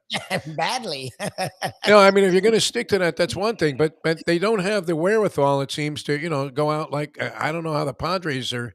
You know, what kind of red ink they're going to be swimming in. But, you know, there could be some, you know, concern about the drinking water in San Diego, as it'll be laced with it, you know, if they don't win. But, I mean, how do they even make that up? That's also a city with tremendous indifference, you know, based on the fact, supposedly, well, geez, everybody's outside and they're so baked by the sun, they don't know the baseball season started. And you look at the energy at Petco Park down the stretch last year and in the postseason. And I don't know if you saw the pictures, the videos of the Padres Fan Fest this Oh year. yeah, they were crazed. It was unbelievable. And again, Steve Cohen with the Mets, Peter Seidler with the Padres. These are owners who have said, I want to win. I want to bring championships to my fan base. And you know what? I'm going to lose some money. I might lose a lot of money in the short term, but I feel like I can make it up in the long term by giving fans exactly what they want. And you hate to reach the point where you say the only answer is throwing hundreds of millions of dollars at it, that you can't do it, quote unquote, the right way by drafting and developing and bringing young players to the big leagues. But that may really at this point be the only answer, because they've tried everything else. And they've changed personnel. They've changed general managers. They've changed scouting directors. They've changed everything. I made the point a couple of days ago. In the beginning, they could say, look, we inherited a bare cupboard. We had no depth at the big league level. We had a terrible farm system. This is no longer what they inherited. This is their group. There's not, as of today, there's not one player on the major league roster who played for Jeffrey Loria. Wow. With Miguel Rojas gone and Brian Anderson gone this offseason, every player on this big league roster belongs to them. The GM belongs to them. The scouting and player development people belong to Bruce Sherman. So at some point, you got to look in the mirror. Now, again, it's opening day. Yeah. Maybe this is the year. Maybe they get off to a good We're start. already crying. Yeah, it's opening day. Maybe It's Jazz amazing. stays healthy. Maybe Sandy wins another side. Maybe. Yeah. But again, if it doesn't happen, this is year 6, and something's not right, as you said. Yeah, I mean, even after being involved in the drive for 75, which it was tremendous, came down to the last weekend against the Mets, and I think they had to face like Syndergaard and DeGrom in the last couple of games. So we were sort of dead in the water, and those games were epic. I mean, like 1-0, 13 innings. We're trying to get that one more win, and then we're thinking, well, what kind of barometer was that? That was like 75 stinking wins, still a sub 500 team. And you know what? And for me, 75 is the exact number I would circle going into the season this year. It's a 6-win improvement from last year. It's a step in the right direction, but it's a 6-win improvement in year 6 with the Braves, Mets, and Phillies doing what they're doing any good. And to me, 75 is your number again if you're driving, Defo. All right, yeah, I think that is the number, though, that's posted. It's right around here in Vegas for the over-under, but I'm out of that game now. It was too much aggravation, Glenn. Yeah. I mean, the anxiety that we felt that year and every day, and you came on the show, are very gracious to tolerate, our obsession with this. But, and I believe Mattingly was even aware of the drive for 75 that year. So, because he kind of hinted like, I think know ultimately the stress of that is why he walked away. So we're out of that that. in Toronto. Actually, in Toronto, it's the drive for 72 with the conversion rate. It's a little bit easier. All right, let's get into a couple of things here, specifics, and everybody, as you alluded to earlier, you're looking at the 3 teams at the top there of the National League East, and you're thinking all of them are in it to win it. Philadelphia been compromised. I guess Reese Hoskins is out for the year, and Bryce Harper is going to be out till after the All-Star game at least with the Tommy John. Oh, geez. So I mean, that has to impair them a little bit. The Mets without Diaz, I don't know. Is that enough to take some of the shine off of their, optimism? Because they really felt they were primed to win it all. And Atlanta can never be discounted. Even when they were kind of floundering their way through the early portion of last season, you thought, wow, this Braves team is going to be pretty good. So how do you size that race up in the NL East? It could go down to the last weekend of the season. It really could. And you make good points about each of those teams. The Phillies lose Hoskins, but they've added Trey Turner. And Trey Turner could be an MVP in this league. And you put him in that ballpark, the speed, power combination, the energy that he brings at the top of the batting order. They're going to get Harper back. And I think coming out of the spring, there's some optimism. It might be sooner than they thought initially. Remember, they didn't put him on the 60-day IL to start the year. So there's a chance it might not be till the All-Star break or after with Harper. But in that ballpark, without Hoskins, that team can still score runs. The pitching is good.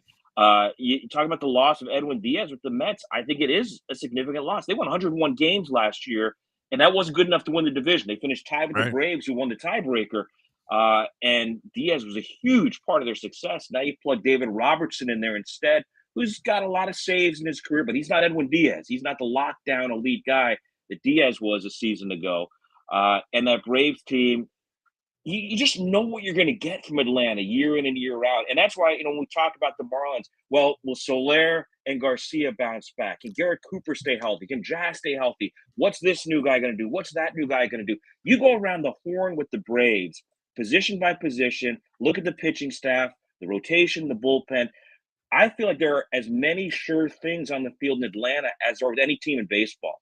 And that's why they've won the division 5 straight years. That's why they're a model franchise. They've locked up nearly every position player on the roster for the long term. And until somebody beats the Braves, as dangerous as the Mets are, as dangerous as the Phillies are, I think it's Atlanta's division to win. Is Max Fried Jewish? I'm going to include him in my Yes. parlay. He is, Oh, he okay. is, he is Jewish. Yes, he is Jewish. I'm going to He use grew the up Braves big today. Big Yeah. Sandy Koufax fan. Yeah, he's Jewish. Oh, very, very, very nice. All One of right. his- Never saw him pitch, but he was a big fan of Sandy Koufax. He's like a second guy on that. I did see Koufax, and wow, I mean that was something else. I mean, but that was an era where you had these kind of dominant guys, and guess what? They pitched every 4 days. They went 9, sometimes 10. Marichal would go 15, even though he had given up 11 runs. They'd leave him in the ballgame. It was a whole different outlook. And now you get the leadoff man on in the 5th inning, and the starter's looking over his shoulder. exactly. In a lot of places in Major League Baseball. I mean, who else do you like? I mean, who else do you see around the major leagues? Whether it's, I guess we got into the National League East a little bit. Is that going to be the power division? You would assume in the National League. In the National League, I think it clearly is. I think St. Louis ought to run away with the National League Central. The Brewers, it kind of feels like, have reached the end of their window. Cincinnati and Pittsburgh are very much rebuilding. The Cubs are beginning to climb again. But St. Louis ought to run away with that division if they can stay healthy. I think the Padres-Dodgers race is going to be fascinating in the West because while everybody's picking San Diego, and it's easy to do that, I know the Dodgers have lost some people. They had some injuries. But again, like I said with Atlanta, until somebody knocks off the top dog, and the Padres got him in the playoffs last year, it's hard to bet against the Dodgers. I think the Padres are going to win that division, but I think people are underselling the Dodgers going into the year, and I think the Dodgers are a playoff team again. So you can look at the National League today, and maybe there are going to be injuries. Maybe things will change. But to me, there are 6 teams head and shoulders above everybody else in the National League. And on day one, I feel like those 3 teams in the East, the Cardinals, the Padres, and the Dodgers are your playoff teams. Yeah. Yeah. I mean, that's the way it would look, obviously, on paper. And, over 162, it's too much of a proving ground for, those Cinderellas to really hang in there, even if they, get through the first $1.20 or whatever. All of a sudden the cream tends to rise to the top. All right. In the American League, obviously, Yankee fans very optimistic about their team. I'm not so sure that they're any cinch. Yeah. I mean, is All there the starting injuries they've rotation, had. all that? Yeah. Look at the injuries the Yankees have had in the rotation already. And don't sleep on the Blue Jays. The Blue Jays could win that division. And Tampa Bay is always going to be in the mix, and the Orioles have gotten better. And there's a lot of heat on the Red Sox to, at some point, make some moves and try to get better. I think they're an afterthought in that division now. But I think the Blue Jays, especially with the Yankees' rotation injuries, could make things very interesting in the American League East. In fact, if you had to pick today, I think Toronto might be the favorite in that division. It could be. Maybe not yeah. at the start of the spring, but with the Yeah. Yankees' rotation injuries, we'll see. Yeah. Any other teams that stand out to you in the American League? Oh, Houston. To me, Houston is still the best team in baseball. Think about the fact that they lose Justin Verlander, who won the Cy Young last year, and they still may have the best 1-5 rotation in the major leagues. What they've done is unbelievable, and they deserve a lot of credit. And I wrote about this a couple of days ago when you talk about the Marlins and trying to tear it down and build it up. By this point, 6 years in, the Astros were winning the World Series. Yeah. 5 years in, the Cubs had won a World Series after they tore it down and built it up under Theo. Yep. That Astros team, what they've done, they've gone to the playoffs now, I think 7 times in 8 years. The last 6 years in a row, they've gone to at least the ALCS. They've been to 4 World Series. They've won 2 of them. They're still, for me, the team to beat overall in Major League Baseball. Yeah, it's painful. I mean, it really is. To think that we're the only franchise where that theory failed and fell flat on its face. Literally, And to this degree, at least. these It's other opening teams, day, guys. There's still hope. Leave it to me yeah, to I'm be the voice optimistic. of optimism and reason. Yeah, we'll have to resurrect the drive for 75. That sounds like a modest but achievable number.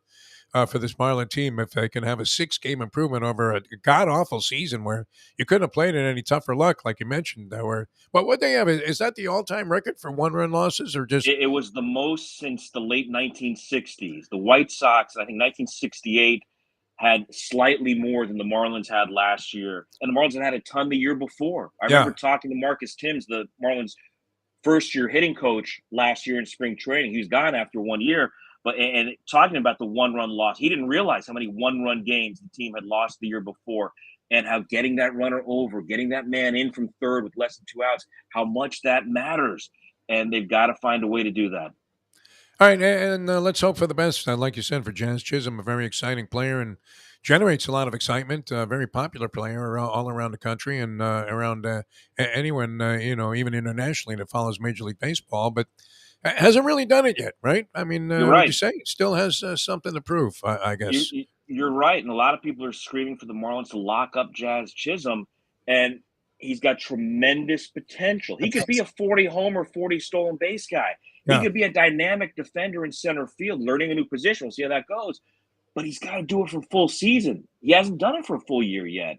And people love the sizzle. They love the flash. I get it. That's what sells. That's why he's on the cover of video games. But you got to do it on the field. And to me, he sent a tweet a few days ago talking about all the people doubting him. He said, just wait till I play 155 games. You're going to see an MVP. I wish the tweet would have said, hey, people are doubting my team. Just wait. We're going to win 90 games. We're going to be in the hunt this year. Sometimes I just wish the focus was more on the team than on the individual. And I think there are those in the front office who feel the exact same way. They don't talk about it publicly, but I think there are a lot of people in the organization who feel that same way about Jazz. Let's worry about winning games.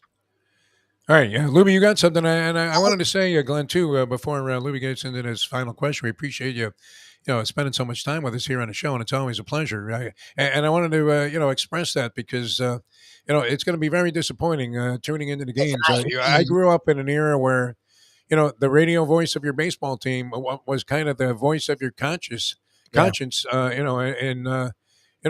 anything that you were aware of, rallied around like Mel Allen and Red Barber and all of the great voices. Phil Rizzuto. Later on, I had that same experience in Los Angeles with Scully. And, that was the metronomic, beat to your life, the cadence of the baseball call. And you were that part of it for me here in Miami. So, we can say, I guess, that, a huge blunt that they couldn't have cut the mascot's pay. What the heck? I know you can't comment on that, but I wanted to say we're going to miss I can you comment on on the anything broadcast. I want now, Defo. Oh, good. I couldn't, but I can say anything I want right now. No, really, thank you so much for your kind words. And to everybody who's expressed similar sentiments, it really means a lot. And you're right about everything you say. Not even in my case, but in general, with that radio voice, with that TV voice, who, because baseball is every single day, becomes a part of your life and somebody that you know is always going to be there for you. And in this world we live in, there aren't a lot of people who are always there for us on a day in and day out basis.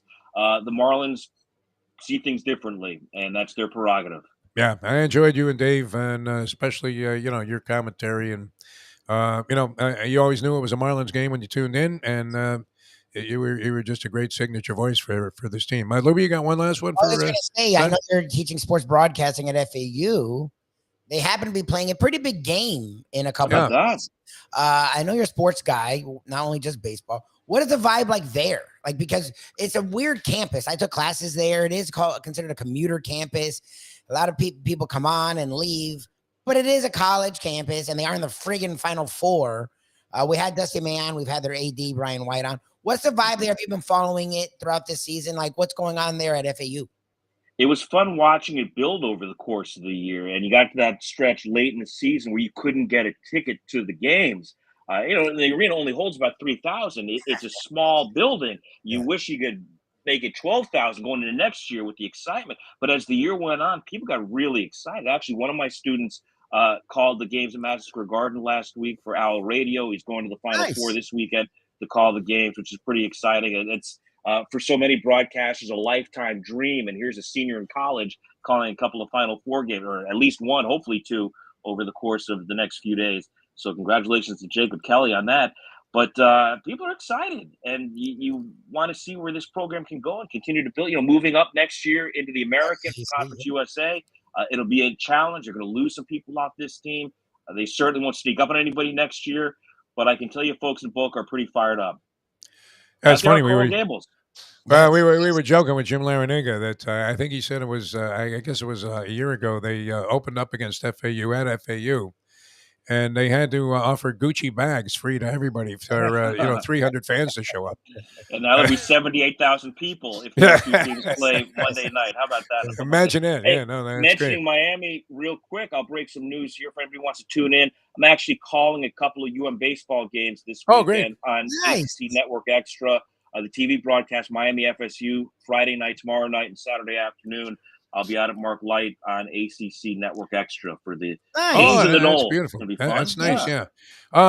And now as a broadcast position next to those guys that go rag arm the entire game. You hear them in the background the whole game, don't you? They still ring in my head. I swear, from 30 years ago. It's amazing. Glenn, always a pleasure, my friend. And where can people find all of the stuff that you're doing? GlennGeffner.com is my broadcast coaching website. If you want to sign up for one-on-one play-by-play instruction, my new Substack is GlennGeffner.substack.com. If that's too much to remember, just check out my Twitter or my Facebook at Glenn Geffner on Facebook. I'm posting on a daily basis. We've gotten a ton of subscribers here in the first week. Nice. A lot of different kinds of content. There's some perspective type stuff. There'll be features. There'll be statistical and anecdotal type stuff, the things people appreciated on the broadcast, some long form essays. I'll be writing several days a week. In the beginning, I'm writing just about every single day. As time goes on, it'll be several days a week. But as I said, no longer receiving a paycheck from people enables you to speak a little bit more openly. And sometimes that's saying really good things, and sometimes it's being honest when things aren't great also. I wrote a perspective piece yesterday about where this team is 6 years into Bruce Sherman's ownership. That got a lot of terrific feedback. I hope people will check that out. And we'll be around the Marlins, and covering the team from a distance over the course of the year again here in 2023. We'd rather be in the radio booth, but we'll settle for that and talk with you guys from time to time. Yeah, no, I wish you were calling the games. That would be great. But anyway, always enjoyed it, and always enjoyed talking baseball with you, Glenn. You're a mensch of a human being, and thanks so much for being with us. Look forward to talking to you throughout the baseball season. You guys are the best. Happy opening day. We'll see you. All right, thanks so much. Glenn Geffner, ladies and gentlemen. Yeah, I mean, this guy's a real pro, huh? Look, and it's nothing against Kyle Steeloff, by the way. Like, we actually we like Kyle. We And I know always like to first, see a young guy get a shot. I mean, No, I let's like face Kyle it. Steeloff, and I'm happy he's getting a chance. He's been with them a long time. He's done a lot of grunt work for the Marlins. He did everything. That guy would carry tables out at 5 a.m. for our radio broadcast, schwitzing, go get an extension cord, have to run, into town or whatever there in Jupiter to accommodate our needs. He did everything. Yeah. He's competent. It's not like he's not a good play-by-play guy. Could It's become, who knows? Yeah, give him a shot. It's just like, why couldn't you work him in and keep a Glenn? Like, Glenn was very happy. He was very fluid. Because he was probably making a professional broadcaster salary for that. Yeah. I didn't realize he'd been doing it over 30 years. Well, because remember, he was with the Red Sox before. Right. Did he call Padres games also? Well, I know Jesse Agler's now calling Padre games. The guy that used to call, do a lot of Dolphin stuff. Oh, yeah? Okay, I don't know what Geffner did with the Padres, but I know he was with the Red Sox, and then he's been with the Marlins for a long time. That's a great job. Can you imagine? I mean, that would be a dream job for a lot of people, doing a radio play-by-play, even though I'm sure it's not of the same significance that it was in my childhood, where that's how you got your games. There were no games on TV. You have TV. Yeah, you have TV. Yeah, you had one game a week on, you had occasional, I guess, WPIX and WOR carried, a number of Yankee and Met games, but, you were on the road all the time. I mean, this was an area where you were constantly involved with some kind of, transportation and, whether you were driving or on the train or whatever, subways. Yankee baseball was being broadcast all over the place, and the booming voice of Mel Allen was what was, the beat of your childhood and your youth. Same thing later on, like I said, with Vin Scully, but that's unfortunate that they didn't see the value in Glenn Geffner's work there with the Marlins. All right, we'll see you guys tomorrow, Degenerate Friday. Later on, Lubie, I think, you've got that covered, right, with Mike Mayo and Nicky Mohan and the owner of the restaurant? Yeah, okay. Yeah, we're going to be at Christina Wong's in Victoria Park, Fort Lauderdale, so come check us out. All right, good. Lauderdale Lunchbox. Thanks. I was thinking about just drafting down there for a free lunch, but I have something else I got to take care of. So good luck. I'll catch you guys tomorrow afternoon, rather at Gulfstream Park, and we'll catch you tomorrow with a Degenerate Friday. Our podcast today on Believe BLEAV will feature Brandon Lang, an extraordinary handicapper. So you'll have a lot of fun with him, and he's always entertaining. So catch that at Believe BLEAV. Podcasts. What is that? Believe.com is all you need to do to catch that later on today. All right. See you next time as we leave you now that. The time. 9:07. Let's go to eat a damn snack. Look what they done to my soul.